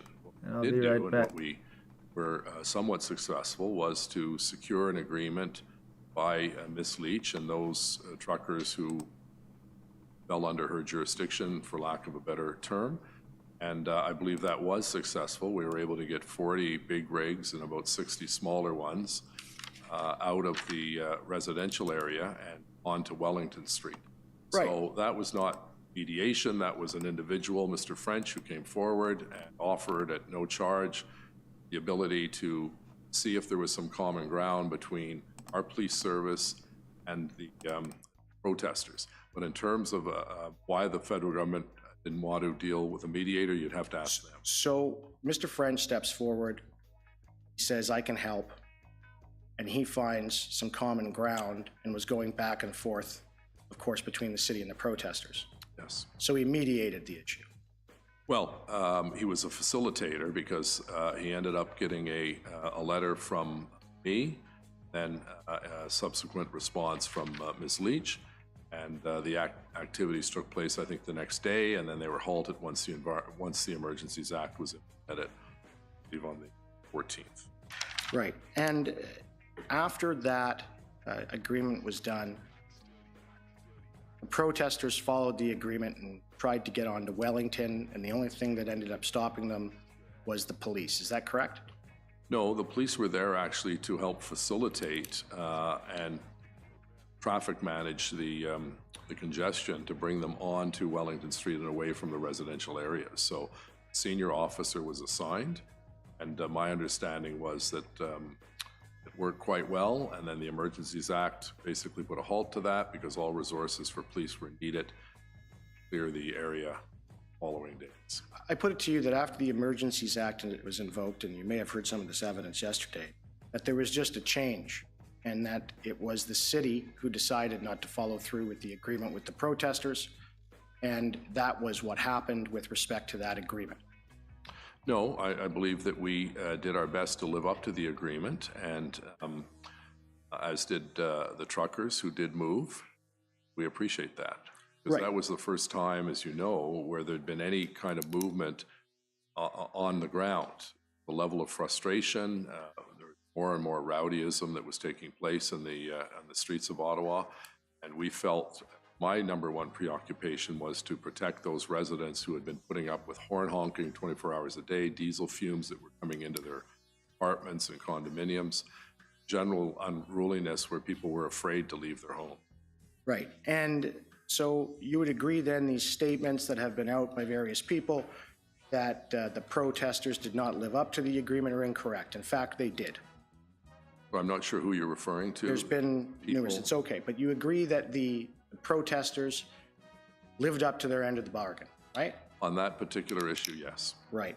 And you had earlier said in your evidence that, you know, you couldn't negotiate with these people rationally, but you did have that done in the end, didn't you? No, I didn't get involved in it because I did not believe that I should be personally involved, but Mr. French acted as a go-between between city, OPS, and the group under Ms. Leach.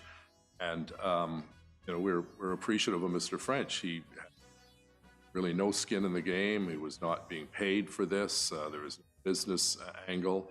I think he saw what was happening. Okay, I'm Right. back. His capital as well. And sorry, I don't he mean to took interrupt, action. but I just want to get my question answered. So they said, you said earlier you couldn't negotiate with them rationally, and you had no dealings with any negotiations with them except for the issue with Mr. French, right?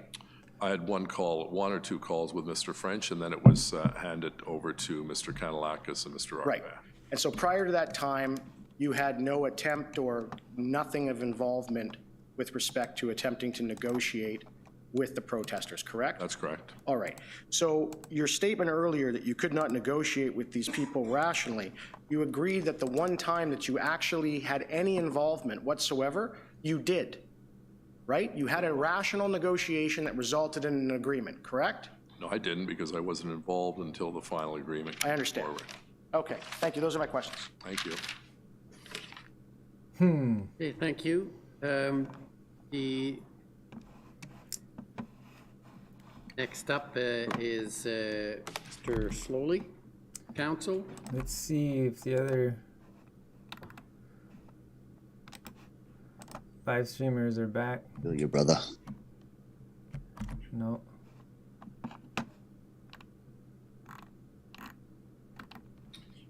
Afternoon, Mayor Watson. Afternoon. Commissioner, may I just, before I begin, Like a very Day interesting- three, or ask you what your the emergencies. preference is about the lunch break? Should we, I have, I believe, 25 minutes. Could we rise at 1 o'clock? Rise at 1 Would that o'clock? We certainly can, we certainly can. We can take 10 minutes. 10 minutes, 10 minutes, 10 minutes, 15 now and after 15 lunch. minutes after Very good. lunch. Very good. Break you up into two parts. Thank you very much. So we're gonna. This is vidstorm.net. Mayor Watson, a couple of things, if I can, please, this What afternoon. is this? You told the commissioner that throughout this experience, Chief Slowly had your confidence, That's correct. and that was right up until the time he resigned. That's correct. Chief Slowly, to your observation, you obviously were speaking with him during this time on a daily basis. Almost daily. yes. Almost daily. During the time that you worked with him and observed him, you agree that His duties in he good faith? performed his duties in good faith? He did. Obviously, I was did. not involved behind the scenes, but certainly in any dealings he had with me. And we can also look at the mainstream media. Good morning. Good morning. I believe we're live. Let me just double check to make sure that you A can bone of see. contention, but global news. when Says he live. did, I If thought there's anybody he in the handled chat in himself YouTube, go ahead and hit me up. And I will know right away. Okay, wait a second. What's going on? with distinction. Thank you. So Global And News I was going to is say, just you obviously re-streaming it, were like not they're not even with him during commenting all the entirety on of it. these operations, but But maybe they are in in other your places, and I observation need to of find him it, because again, as an with intellectual, your you want colleagues, look at whether they be political, the coverage of this inquiry from the different political perspectives, members of council or different- political staff, different he was always positions. professional. Right? You have the establishment. He was. I think if I could just elaborate on that, I think he found the nonstop flow of elaborate on that complaints. I think he found There's no the nonstop commentary. flow of So we'll- questions, and complaints, Whoops. and so on stressful, as we all did. And I think at times he probably was frustrated himself. This is back to volume of Jason work that Leving, was independent coming in. journalist. Legitimate questions by members of council. Northwest of So, Rocky Mountain, so not too far the from members of here. We council could try to get an interview representing with him. voices of those people, particularly in Somerset Ward and Rito Vanier, that were under tremendous stress. That stress percolated its way up to everyone within the organization, including the chief. But I certainly, I never saw him disrespectful to any member of council. I think he would affirm from time to time with a few members of council that what you're proposing, Mr. or Mrs. Councillor, is illegal. But I never saw him lose his. Thank you.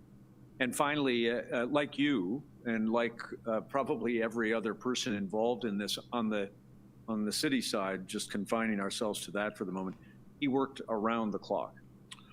Yes, I think that's the same case No, for his- his his- command team. his stream is lagging. A lot of our staff and so on. I'm not sure. As I said, on what I saw of him, I had his confidence or was confident in him. I don't know what was going on behind the scenes in terms of the operations. I'd heard through Mr. Kanalakis there was a level of division within various police forces, having never been involved in a protest or an So there's occupation comments of this about magnitude. the claims of diesel I fumes would not have any entering knowledge to compare via open that kind windows of give and take that in we heard Ottawa was in taking February, place behind the scenes. But seeming a bit certainly, it was my unrealistic. expectation that he would continue to Of see course, the if you have really operation leaky through windows, and clean then out it could enter through the Wellington cracks of and windows. Rito Center and Riverbrook Forest. Understood. Now, just a couple of things. Then you observed that what occurred here To the commissioner last and to January, Commissioner February. Council that Okay, here's the I've one. been in public life as a political representative for 25 years, and nothing comes close He to keeps this. Now, I notes think, obviously, of COVID, because noteworthy it affected so many people in Ottawa, over 800 people died. Events. That was a bigger challenge, but in a condensed period of time, But in a he condensed seems section of the to be a city, bit- nothing compares to what we went through. Well, I mean, And I look think at the the vast logo. majority of people who War saw what was campaign, going but I'd on want to know more about empathized with who our this citizens. person is, what But there were his those who thought it was no conflict of big interest deal, are. and that was It what was definitely frustrating, I think, on for myself kind of and a the frontline officers conservative and the chief. including viewpoint. as you've described to the commissioner, your effort to try to engage the other levels of government, the province, the federal government, was the source of some frustration for you on the basis that they did not come to the aid of the city and its residents. So I was thinking of doing like a meta stream, though it's very ambitious. But again, to get a deeper understanding, if you could look at the stream coverage from these different perspectives, whether it's the establishment media, conservative, Christian perspective, and maybe kind of leftist, whatever that means. I guess full disclosure, I consider myself a classical liberal, like J.S. Mill, 1850, individual liberty, individual sovereignty. I mean, but these days, there's no parties that actually fight for individual liberty, right? So I'm labeled and accused of being a right-wing fanatic, but I'm not. I'm all about classical liberalism and the focus of the sovereignty of the individual above groups is what allowed us into the Enlightenment period and the scientific revolution. It's the idea that the individual has logic and reason, and everyone can think for themselves and make sure that they are serving their own interests, which can include, of course, the interests of their family, the interests of their neighbors, and their society. And it's a misconception that because you care about your self-interest, that you don't care about your brother, your fellow man. I mean, it's like on the airplane, right? They always say, put on your own mask, oxygen mask, before putting it on others. Because, of course, if you don't survive yourself, you're not going to be able to help others, right? And so the classical liberal position is that you pursue your own self-interest, but that includes interests of your fellow citizens. Okay. So would require some knowledge of what that number is. If you're sending 1,000 people, the plan is different than if you're sending 1,900. You agree? I on the surface, I think that is, makes eminent sense, yes. The problem is that now, we are actually outnumbered by the people. May I suggest then, I think I've got just about 1 o'clock. Something to make them more compliant and less able to assemble peacefully. I think that would help us. We'll rise until 2 o'clock. The commission doesn't talk. Okay, so thank you very much. Let's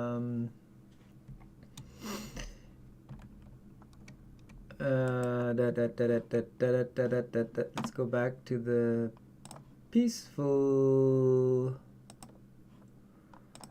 This is where I wish we could play some song to nourish our soul and get back into a more positive frame of mind. But to go back, I guess we'll keep going. And again, any questions, feel free to ask the questions.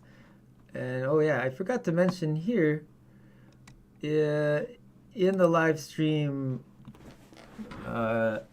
panels here, I wasn't doing a good job at updating, but the idea is that I'm going to list the topics to be covered and then questions, so that if you join later, you can see where we're at, which in this case we've covered all points, but we're going to dig a little deeper into the key stories and maybe give some sneak previews into where we're heading, which I mentioned, talking to European correspondents, looking at how bad is the energy crisis in Europe, and is it really true that police are preventing and monitoring people at the gas pumps and only allowing people to fill up to like a third of their tank or something, which seems crazy. But it also showing the questions, so I can list questions that will be answered when we have more questions. These are just general questions that I've heard over and over. So for example, but isn't COVID over? Right? So I care about democracy, but on the surface it does seem, well, things have mostly returned to normal. So why are you still beating a dead horse in the ground?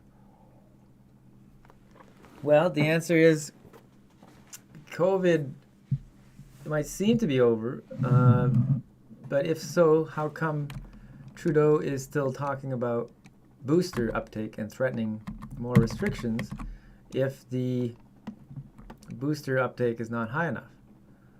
So, for example, okay, let's see. For example, just checking Twitch. Seems to be working. Send questions here. I'm just doing a test. Okay. And let's see. This time Reddit did actually approve our post, and it says 37 views.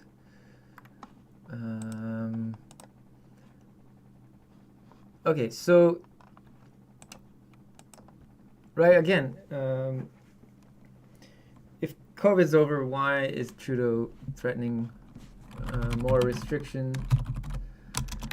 If the booster uptake is not sufficiently high, booster uptake, and I'm gonna try to find the clip. Ladies and gents, welcome back with friction. Oh, is it True North? I try to prepare this ahead of time. Okay, so here's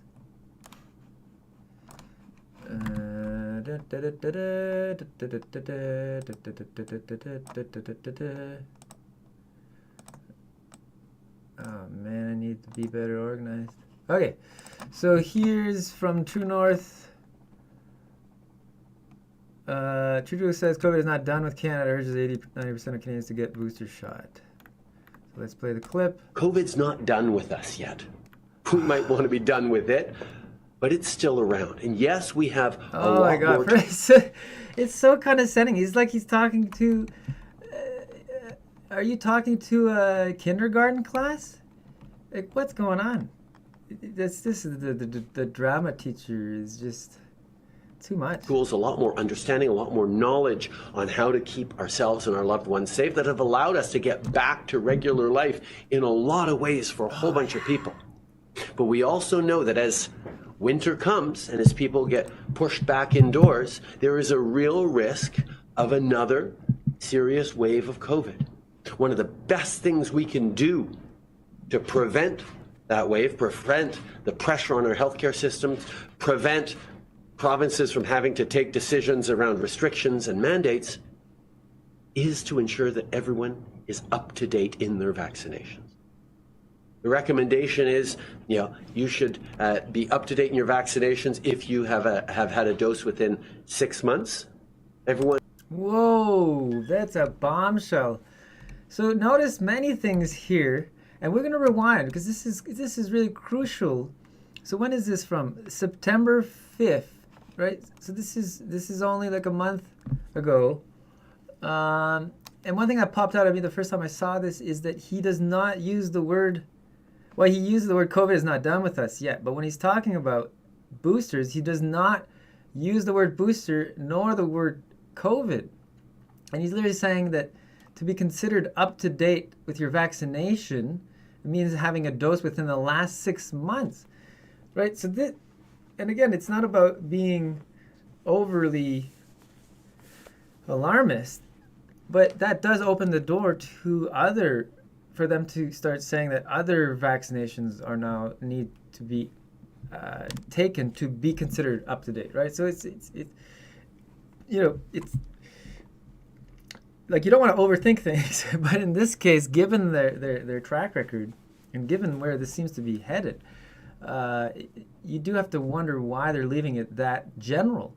So they could start including, you need monkeypox vaccine and a bunch of other ones. Marburg, there's even Ebola vaccine that's happening in other countries, in African countries. So this is quite remarkable.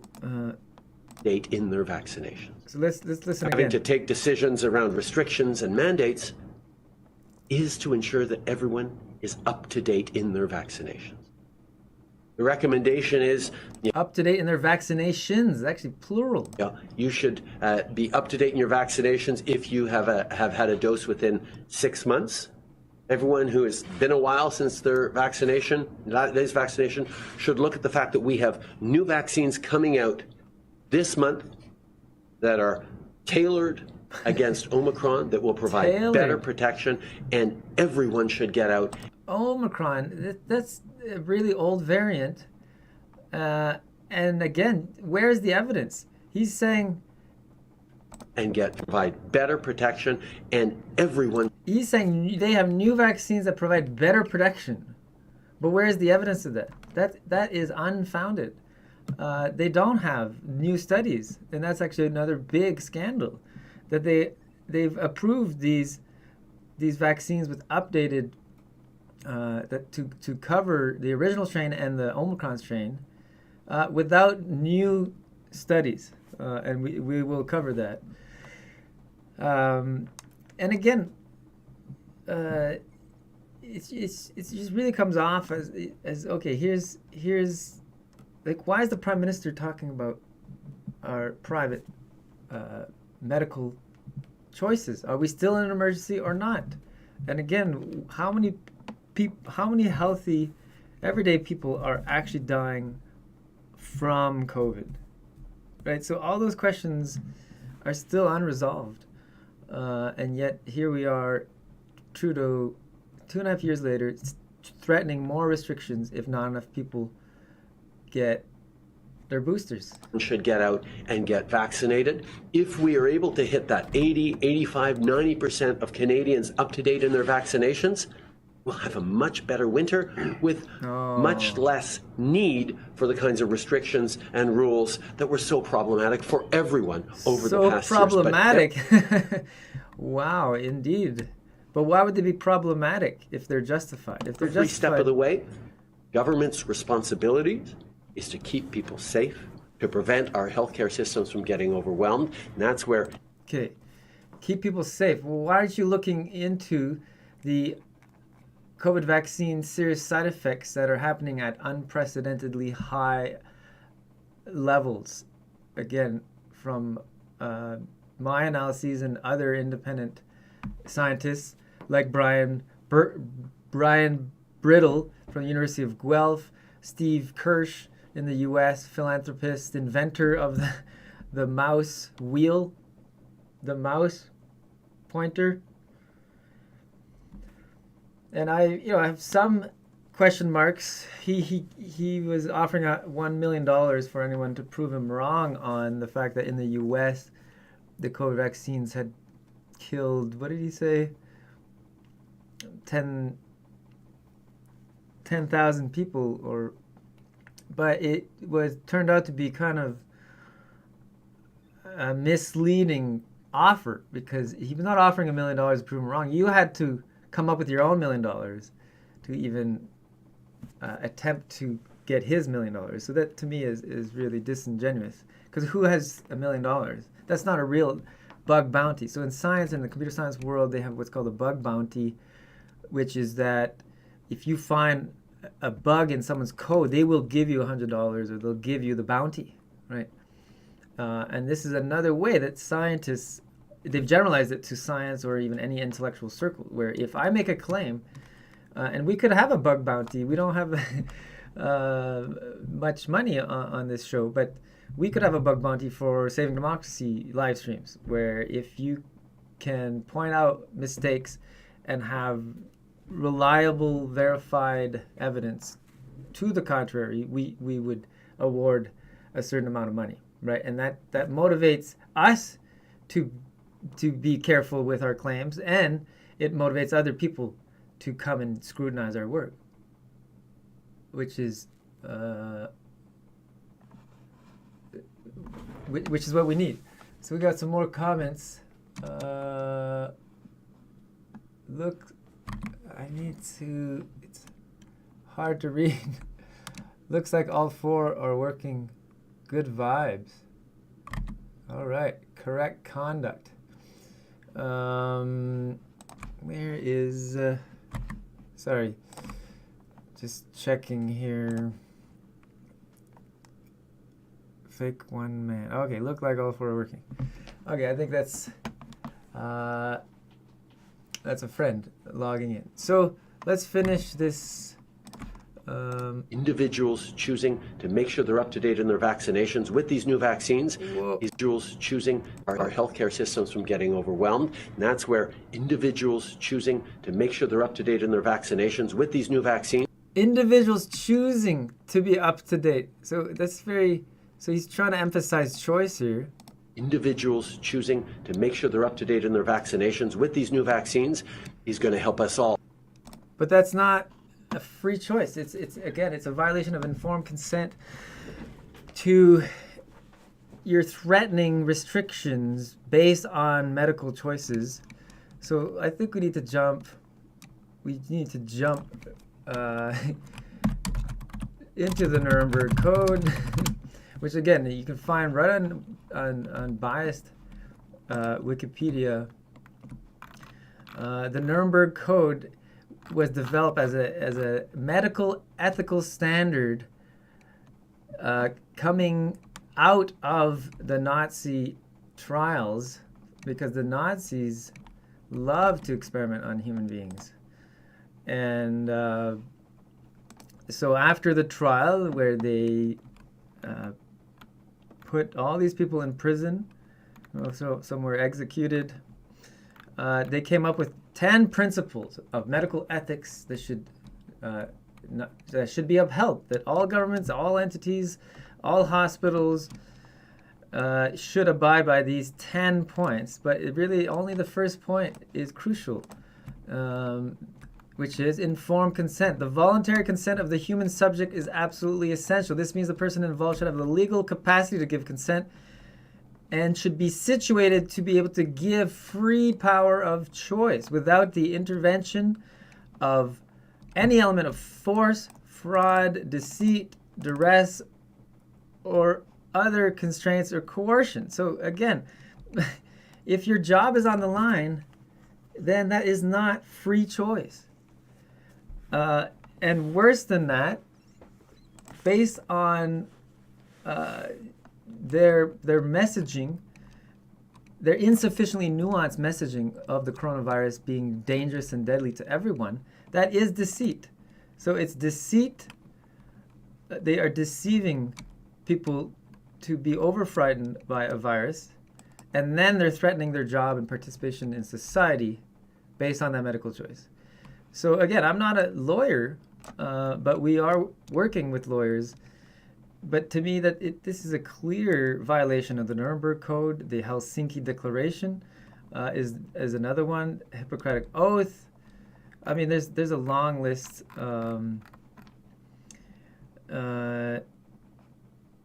then it goes on. But this is already damning enough. But it also, informed consent can only be considered to be given by an individual person if they have sufficient knowledge and comprehension of known risks. Yes, so hazards, risks, and that also, you can make the claim that the government did not sufficiently inform people of the risks, including pharmacy assistants and nurses, where generally would just say, oh yeah, you could get like a rash or some inflammation in the arm, but they did not sufficiently warn about all the heart problems, which was probably the most common among younger individuals, pericarditis, myocarditis. Yeah, and again, the duty and responsibility to ascertain the quality of the informed consent rests upon the individuals who initiate, direct, engages in the experiment or treatment. And yeah, there's all these other ones, but that's the main one. Informed consent. Yeah, and here you have the Hippocratic Oath, which is do no harm. That's the first principle: do no harm and avoid harming innocent individuals. And there's also the Declaration of Helsinki. And so, first revision, fifth revision. So that's 2.5 years later, we have this situation, which is not conducive to a free democratic society, where it's completely ambiguous what the justification is for these boosters. But somehow it seems like the only path, right? And again, where are the debates? and that's also should be mentioned in terms of the Emergencies Act. Why was Trudeau not willing to meet with the protest leaders or organizers or anyone to try to understand their grievances, to try to understand their concerns? And this is made even more questionable given that he was willing to meet with leaders of other protests that seem ideologically consistent with his ideology, namely that Black Lives Matter, the summer before. And not just meeting them, kneeling with them, and discussing their concerns, right? So that's another big mystery. How can you have such a double standard and just not really care? Like he of course realizes, and his whole team realizes that people are going to notice that. I mean, it's not that difficult to notice that seems to be a huge double standard. So moving on to other questions. It's okay to overthink. Well, it is okay to overthink to a certain extent, but not to the point where you become mentally ill, maybe. But that's very rare. I mean, overthinking, maybe it's part of obsessive compulsive disorder. But I say in this day and age, with these authoritarian developments, it'd be difficult to overthink.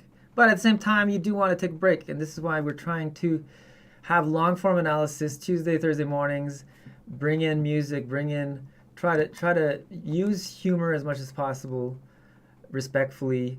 And then you could take breaks because it is true if you are discussing dark topics and dark politics all the time, it can wear you down. But again, each individual, you have to decide how much can I handle and take take what you can, do what you can, and then go back to your life. But still try to be resilient. Where was I going? The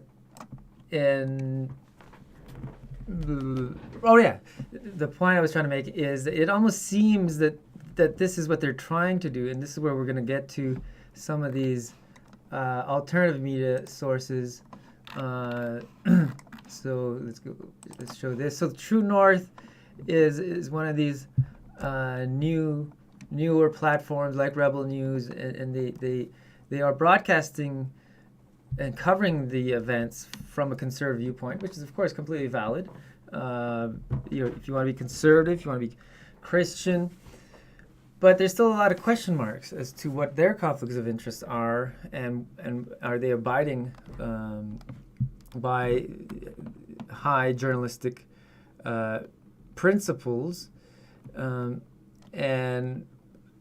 we'll get to it, but I have serious concerns about Rebel News, for example, and they're violating principles such as not properly verifying their sources and sensationalizing the issues.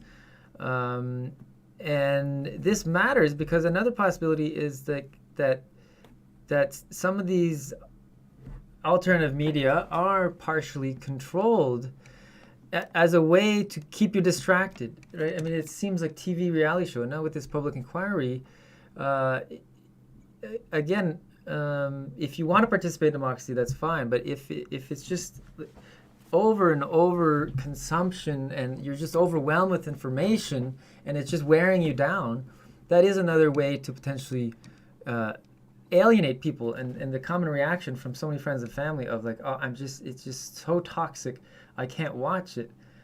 But again, maybe they're trying to make it toxic so that people don't watch it, and therefore our constitutional rights are just being eroded. Our democracy is weakening over time because they're intentionally trying to make it toxic. And all these Rebel News and True North and these other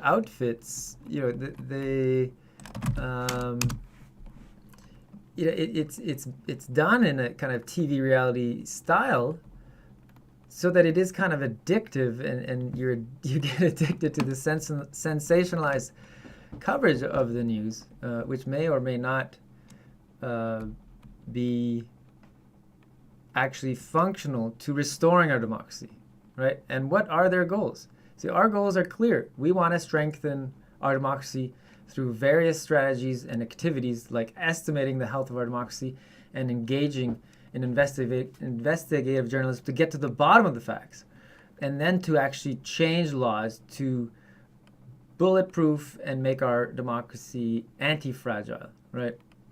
And with those goals, that directs your activities, right? But if your goal is just to get more clicks and to get more donations and to be grifting, then that's a different agenda. Oh, they are coming up with this documentary. We should try to we could watch the trailer.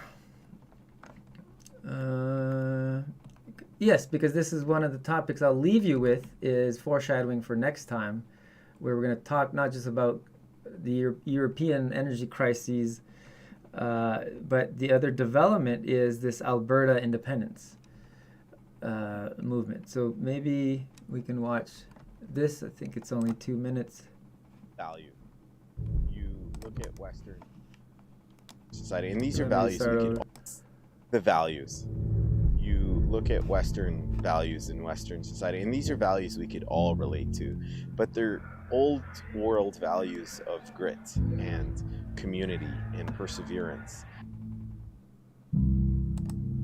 It's a place where you can make a living with your back and your hands and a little bit of hard work. And it's a place of opportunity. And I think as Albertans, we're fiercely protective of that. The world's energy crisis has been grabbing newspaper headlines. In a nutshell, we're running short of petroleum resources and the prices are zooming upwards. My colleagues in the government and I have come reluctantly to believe that the price of oil in Canada must go up. Wow. This was Alberta. The origin of the Alberta separatist movement begins with the election of Pierre Trudeau as Prime Minister. It was a deliberate and malicious targeting of the West, which suited Pierre Trudeau just fine, just like it suits Justin Trudeau just fine. Sunny ways, my friends. Blackface. There is an actual hostile government towards Alberta. Why did your dad give everyone in Western Canada the middle finger? Really, in politics, you do have to make big decisions, and whenever you make big decisions, there's going to be people who agree with it and people who don't disagree with it. Plenty of people want to leave this country. It's not the kind of idea you'd expect to hear from someone who wants to win power and hold power. It is a radical idea. And you would normalize the discussion. And so maybe Alberta wouldn't have to go, because maybe the rest of the country and the rest of the world would say, whoa, don't go. Will you accept these changes instead? That's what happened to Quebec. There's no maple leafs west of the Manitoba border. Why do we have a maple leaf by unilateral decision on the Canadian flag? Think of how the American colonists were in 1775. That's how a lot of Albertans are today. Okay. Well, a few points of commentary. Let's go back here, bring back the chats. So,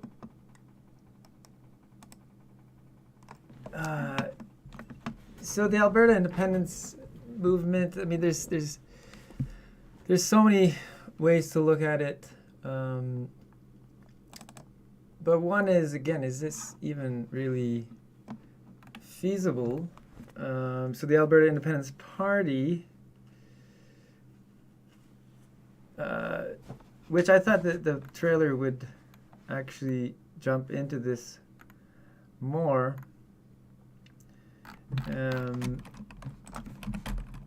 But it's a provincial party that aims, they are running for Alberta provincial election next summer, and their mission is to separate from Canada and actually form their own nation with their own army, their own constitution. Yeah, see, we'll establish an Alberta constitution. And their goal is to actually, if they get elected, to have a referendum within a year to get the Albertans to vote, just like Quebec did in, was it the 90s? And on the high level commentaries, on the surface it sounds, it sounds good. It's kind of like the free market of, well,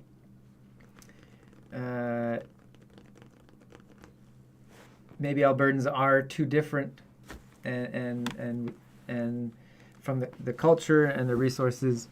But the downside is, well, why only Alberta? Because Alberta and Saskatchewan are close neighbors, and the culture is very similar. So now you're dividing Canada. And there'd be all kinds of other problems. And even just conceptually, the first time I heard about the Alberta Independence Party, it's one concern is that it's something that, again, you can just sit back in your pajamas on your couch and say, well, these people over there are working on a solution, and so we can just lay off, right? And we don't need to strengthen democracy because those people over there are handling it, right? But what happens if they don't get elected, or what happens if they get elected and then they can't, do their referendum? That's just then a lot of time wasted. So this is where you have to critically evaluate who these people are and what are their interests, what's in it for them. And Arthur Pawlowski, I mean, he's a street preacher who's feeding the homeless, so he has a pretty compelling position, and he was imprisoned for violating COVID lockdown rules. And he has a Polish background, so he knows about communism.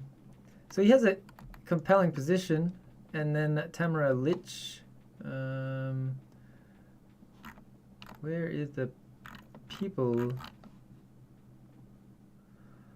Our mission, board of directors. I think Tamara Lich is part of it. I can't find her. And they've already had a leadership contest, and Artur Pawlowski has won. And so he's going around, making the rounds.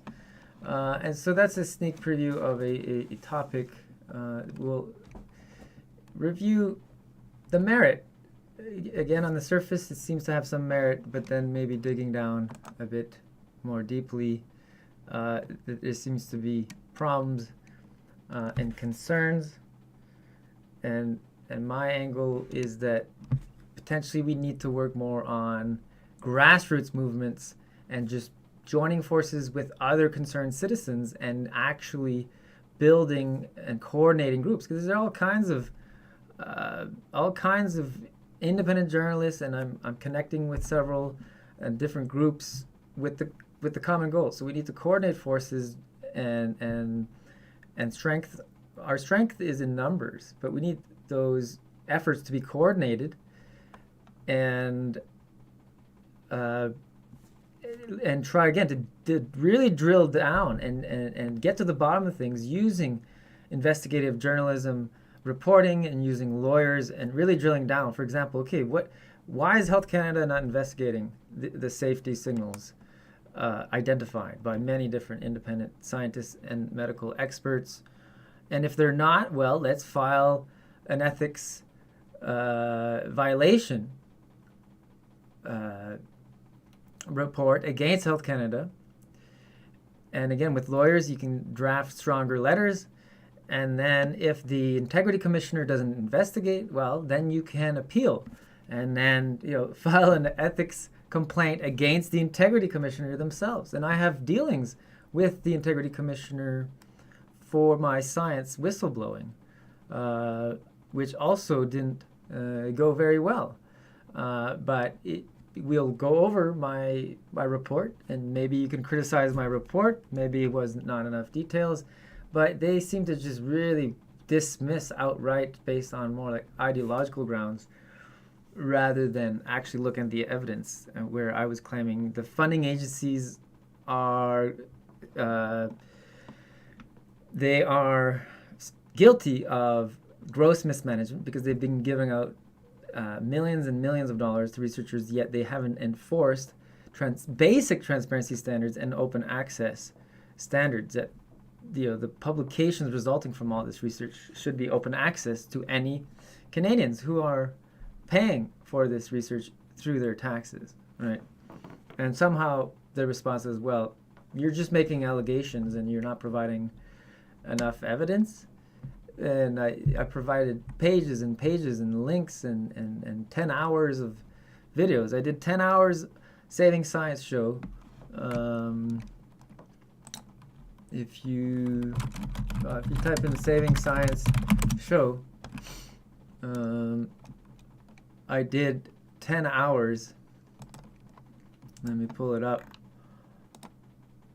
So here's Saving Science show. Basically 13 episodes, 10 hours of excruciating details into the evidence that the Canadian funding agencies have mismanaged, how they give out money, how they award money, all kinds of ideological corruption with this diversity equity statements where you have to pledge like a political allegiance to even just get research money, which again is not under their purview. They should fund academic research that meets really rigorous standard and then just let the truth emerge. The government should not be deciding on, we're going to give out research money, but it has to be on these topics or it has to be from only these perspectives. No, academic freedom, academics need the freedom to investigate anything and everything and do it rigorously so that we can deepen our understanding of what you're studying. And then a real democracy is supposed to base its public policy decisions on rigorous evidence and actual verified, independently checked and corroborated science.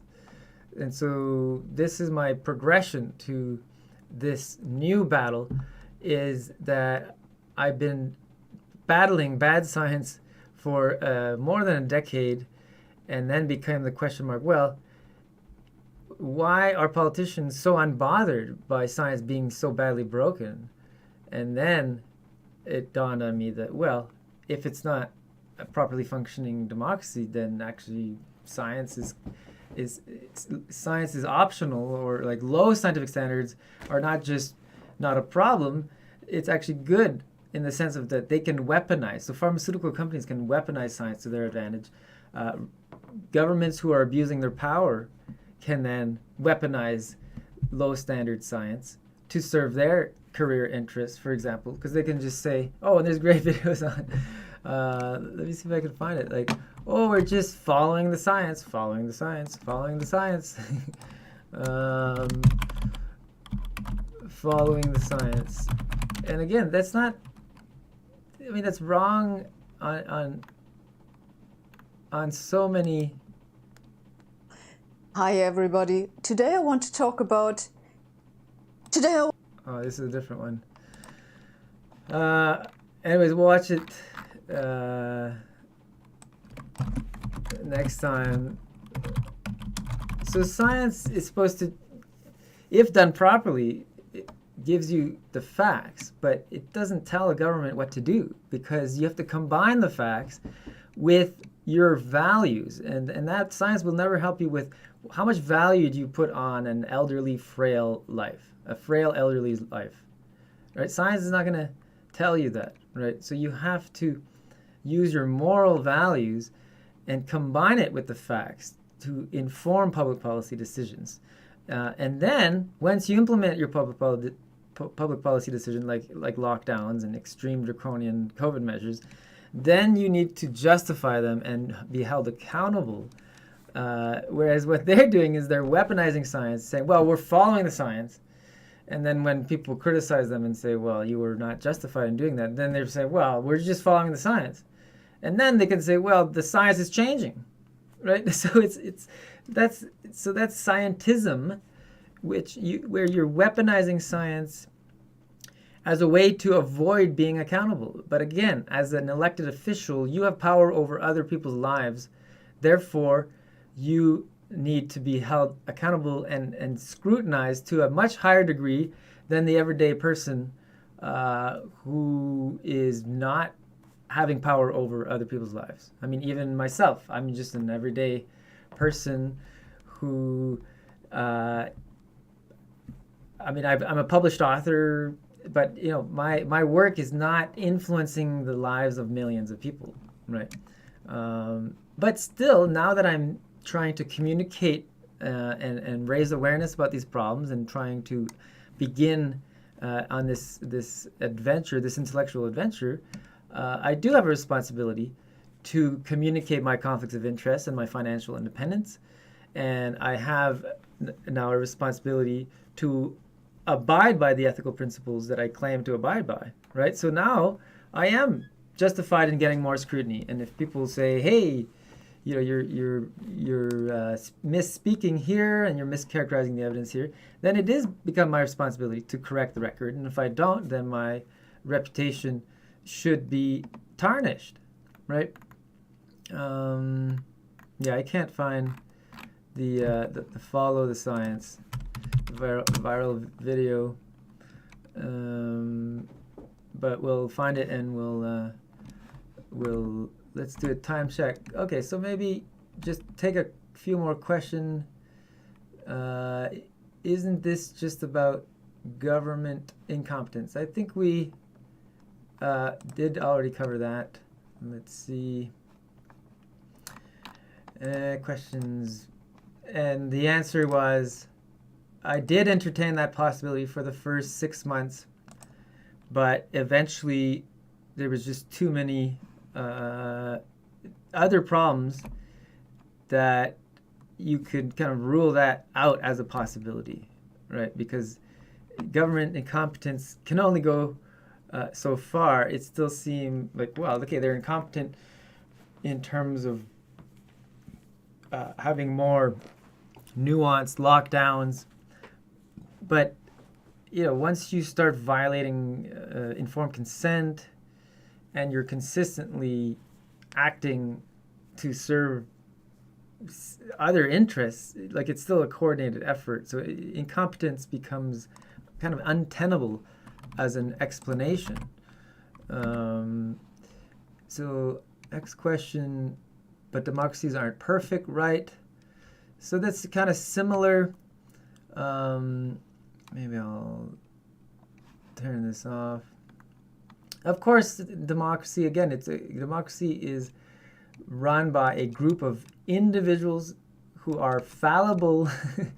Though from Trudeau's speeches, you wouldn't think that he's a fallible human being. But he is. And that's, again, why democracies have all these checks and balances and safeguards. Because not only are individuals fallible, but groups of individuals, like an elected party, a ruling party, are fallible. Now we know, of course, the opposition parties are also very fallible, and maybe because they're too close to the elite class, the laptop class, who have a very different life than the everyday blue-collar worker. And so, yes, democracies are not perfect, but these problems are like way more serious than just small imperfections. And I bring back, I guess, the G8 summit. Let's see if I can pull it up. G8 summit protests, police charges. This. Oh yeah, this is, maybe it was 2000. 13.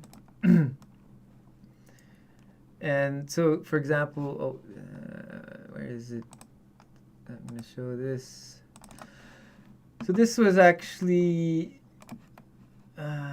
August 2020, right? So the Toronto police had to pay $16 million to protesters who were wrongfully detained at the G8 protests in Toronto. Oh, this says, sorry, G20 summit in June 2010. And they were charged with using excessive force, tear gas, pepper spray, rubber bullets, wrongfully detained over 1,000 protesters.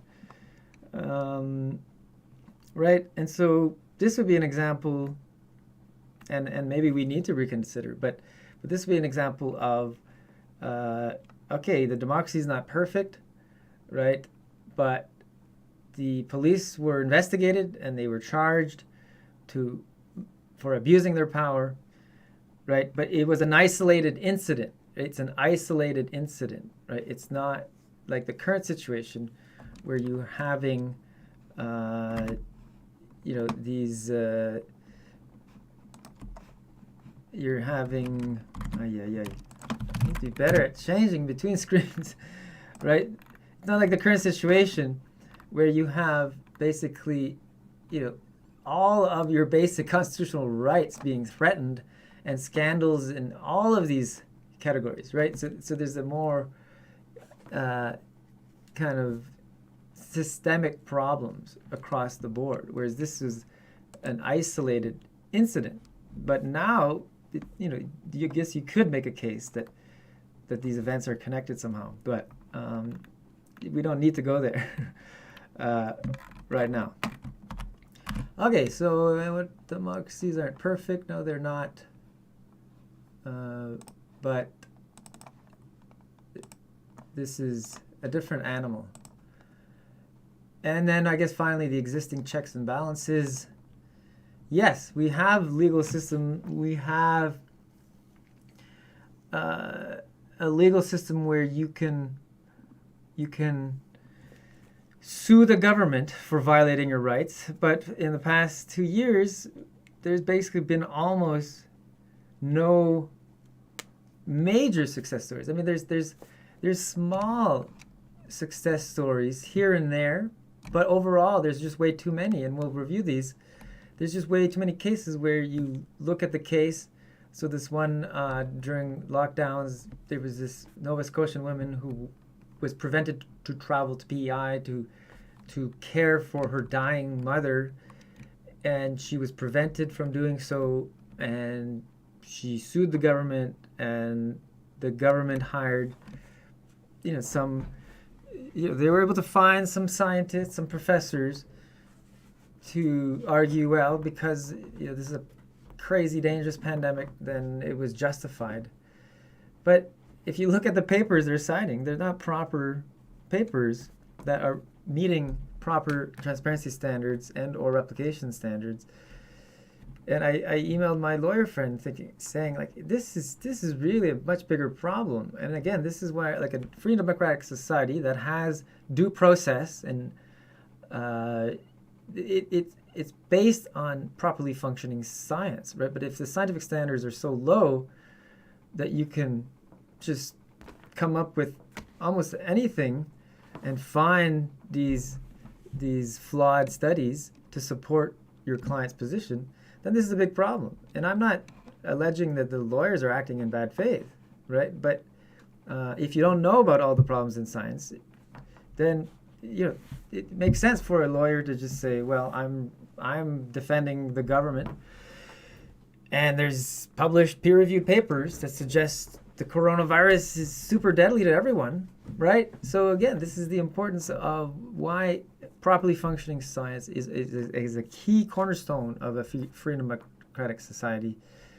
But after 10 years, there's all these players in the global academic system who are benefiting from a broken system, and they don't want to rock the boat too much. And but we'll get into that as well. So yes, we have existing checks and balances, but they are insufficient. And that's, again, the goal of Saving Democracy, is to, once we more carefully determine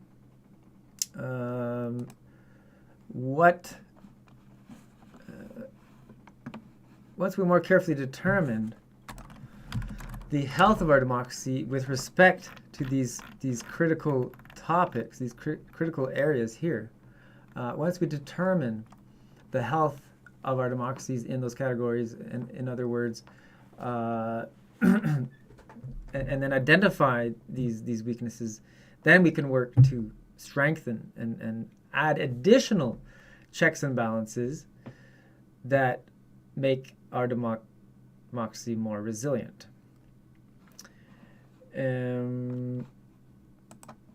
So that covers the questions.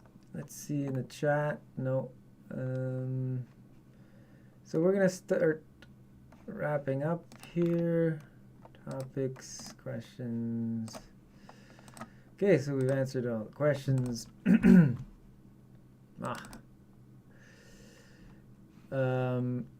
So again, these are the main topics. And again, maybe I'm missing some. So if I'm covering. So if anyone believes that we've missed and that I've overlooked a critical topic that we should be investigating, I mean, we can't chase too many, but I wanted to cover basically the most fundamental topics that are, of course, tied to our basic human rights, basic constitutionally protected rights, which includes, maybe we can end here, our beloved Constitution, which was replaced, or which rather replaces the Bill of Rights from 1960, and that's another interesting exercise. You can compare the wording of the updated 1981 Constitution, which was under Pierre Trudeau's watch, and we can compare that to the Bill of Rights, which seems a lot stronger. But again, I'm not a lawyer. That's just my opinion. But for the sake of today, we can just go over, I mean, the basic layout of the most basic rights are in paragraph 2. Everyone has the following freedoms: fundamental freedoms, freedom of conscience, freedom of religion, freedom of thought, belief, opinion, expression, including freedom of the press and other media of communication, freedom of peaceful assembly, and freedom of association. So those are, the most fundamental. Then you have democratic rights, mobility rights, legal rights. Everyone has the right to life, liberty, and security of the person.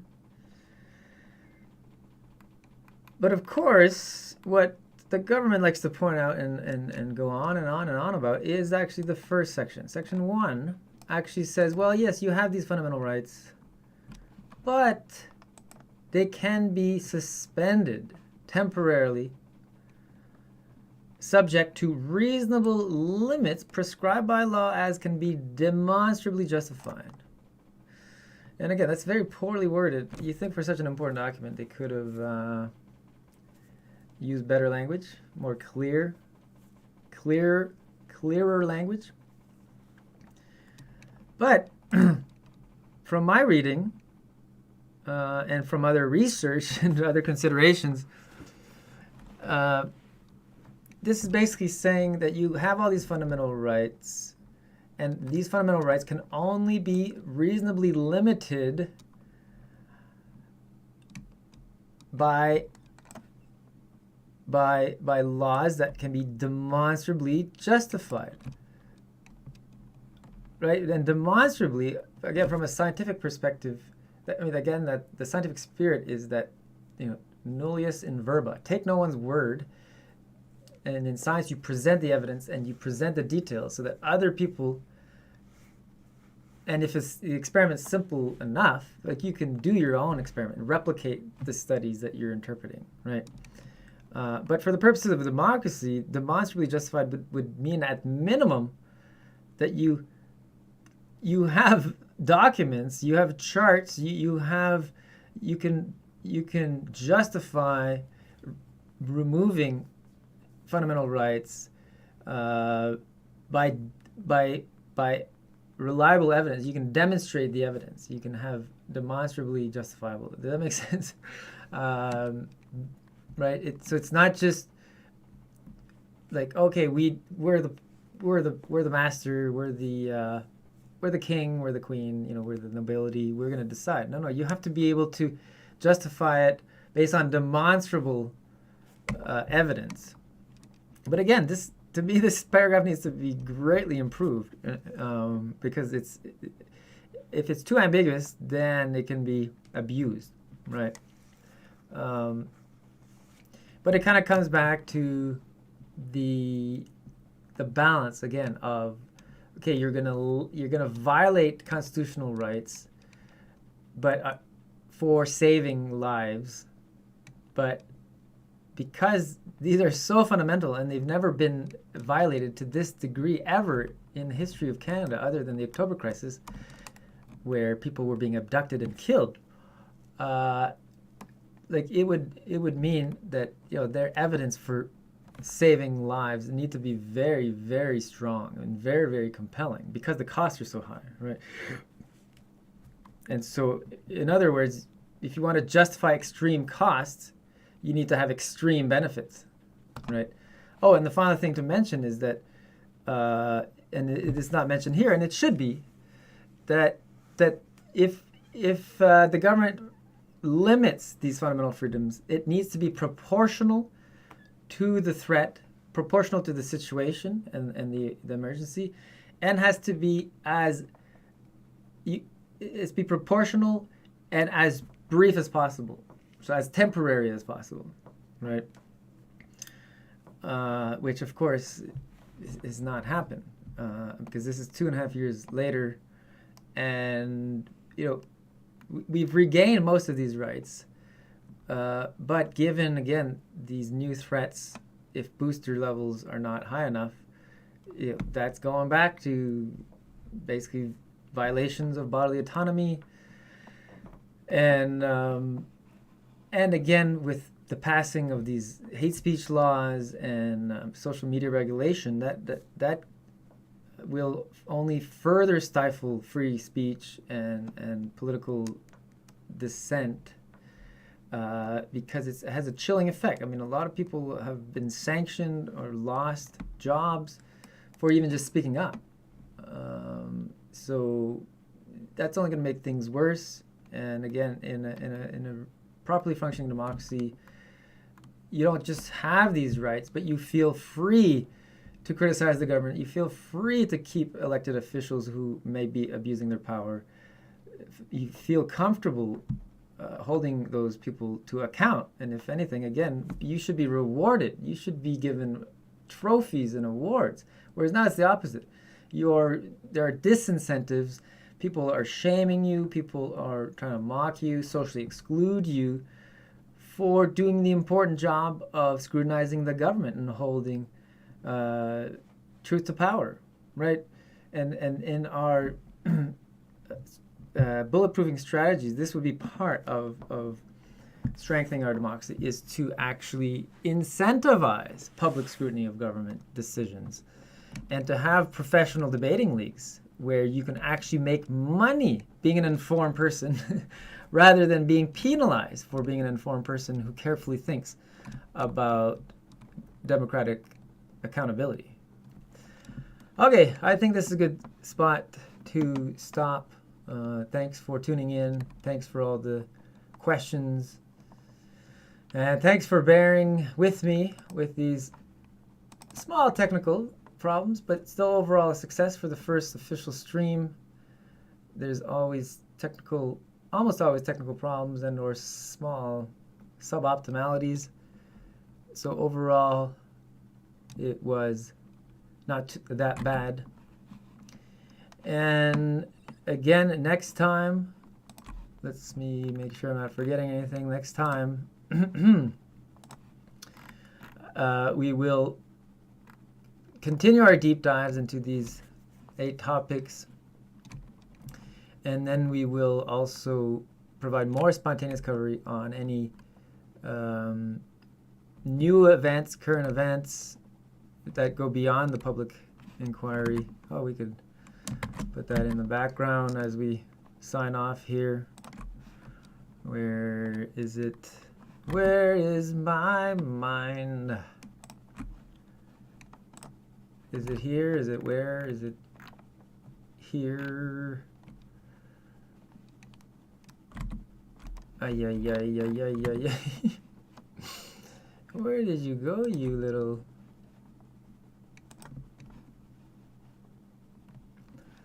Okay, well, maybe we won't go there. Oh, talking about...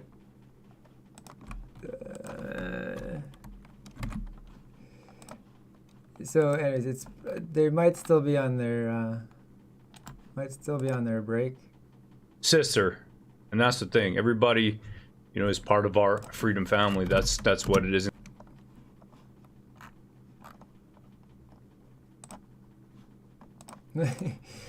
Oh man, I need a better system. Okay, are they back from lunch? Oh, they're not. All that for nothing. Oh dear. Okay, so there's my list. I promise to be better organized. This is a learning curve. So spontaneous commentary will also include looking into more the Alberta Independence Party, climate lockdowns, nitrogen restrictions, and other silly business. I think even the hate speech. Oh, are they back? This hate speech. Ready to go? Okay. Topic. Let's see. Let's see. Mayor Watson.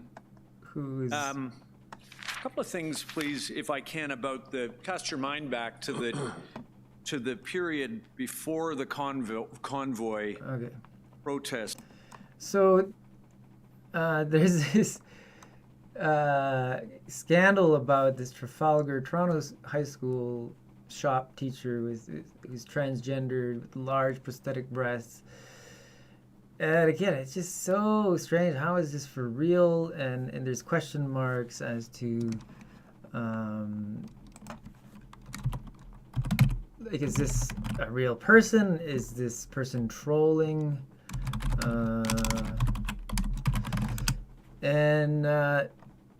You know, the one unique angle I have on this situation is that, and this was the original where she's cutting wood, you know, with it. I watched one live stream, and you know, they're outside the school and they're debating, like, okay, this teacher should be fired. This teacher is, you know, she's violating the dress code. How come the school board is not investigating? And then all of a sudden there's a guy with a sign that says, you know, National Justice Party, and it's got a URL. You go to that and it brings you to some like white supremacist speech that it looks pretty fake. So my unique angle was, okay, like maybe they're trying to foment hate because they're trying to pass hate speech laws. So by trying to encourage hate, but in this case, well, this is improper. So let's be frank here. This should not be happening in high school classrooms, okay? And that's not hate speech, but it seems to be the angle that they're taking. So we'll talk more about that, but it's pretty strange. I mean, this gets very strange. Oh, there's my tab. Okay. So again, thanks for watching, and remember to spread the word. If you value our work, please tell a few friends, 2 or 3 friends, and we need to grow the channel, grow this stream so we have more questions, better discussions. Because again, the only way to get to the bottom of things is to have vigorous debates with careful and smart people. And that is facilitated if we have more participants and more questions. And we'll soon be actually offering bribes to people in the form of small gift cards. And to facilitate discussions, we'll have guests, call-ins, audio only, maybe video, and then we'll keep growing the channel by actually engaging in this investigative journalism and actually going out in public and trying to get elected officials to answer these tough questions, and then send send letters and then file ethics complaints. And use the existing checks and balances to try to hold these officials to account. And so spread the word. Tell your friends. Tuesday, Thursday mornings, 11 a.m. Eastern Time. And if you support our work, you can also support us through Patreon and PayPal, either one-time small donations or a regular patron donation. So you can go to, let me just wait till it gets on the screen, patreon.com/EtienneLabelle or paypal.me/EtienneLabelle. There it is, EtienneLebel. We'll see how good you are at spelling. Again, thanks again, and signing off.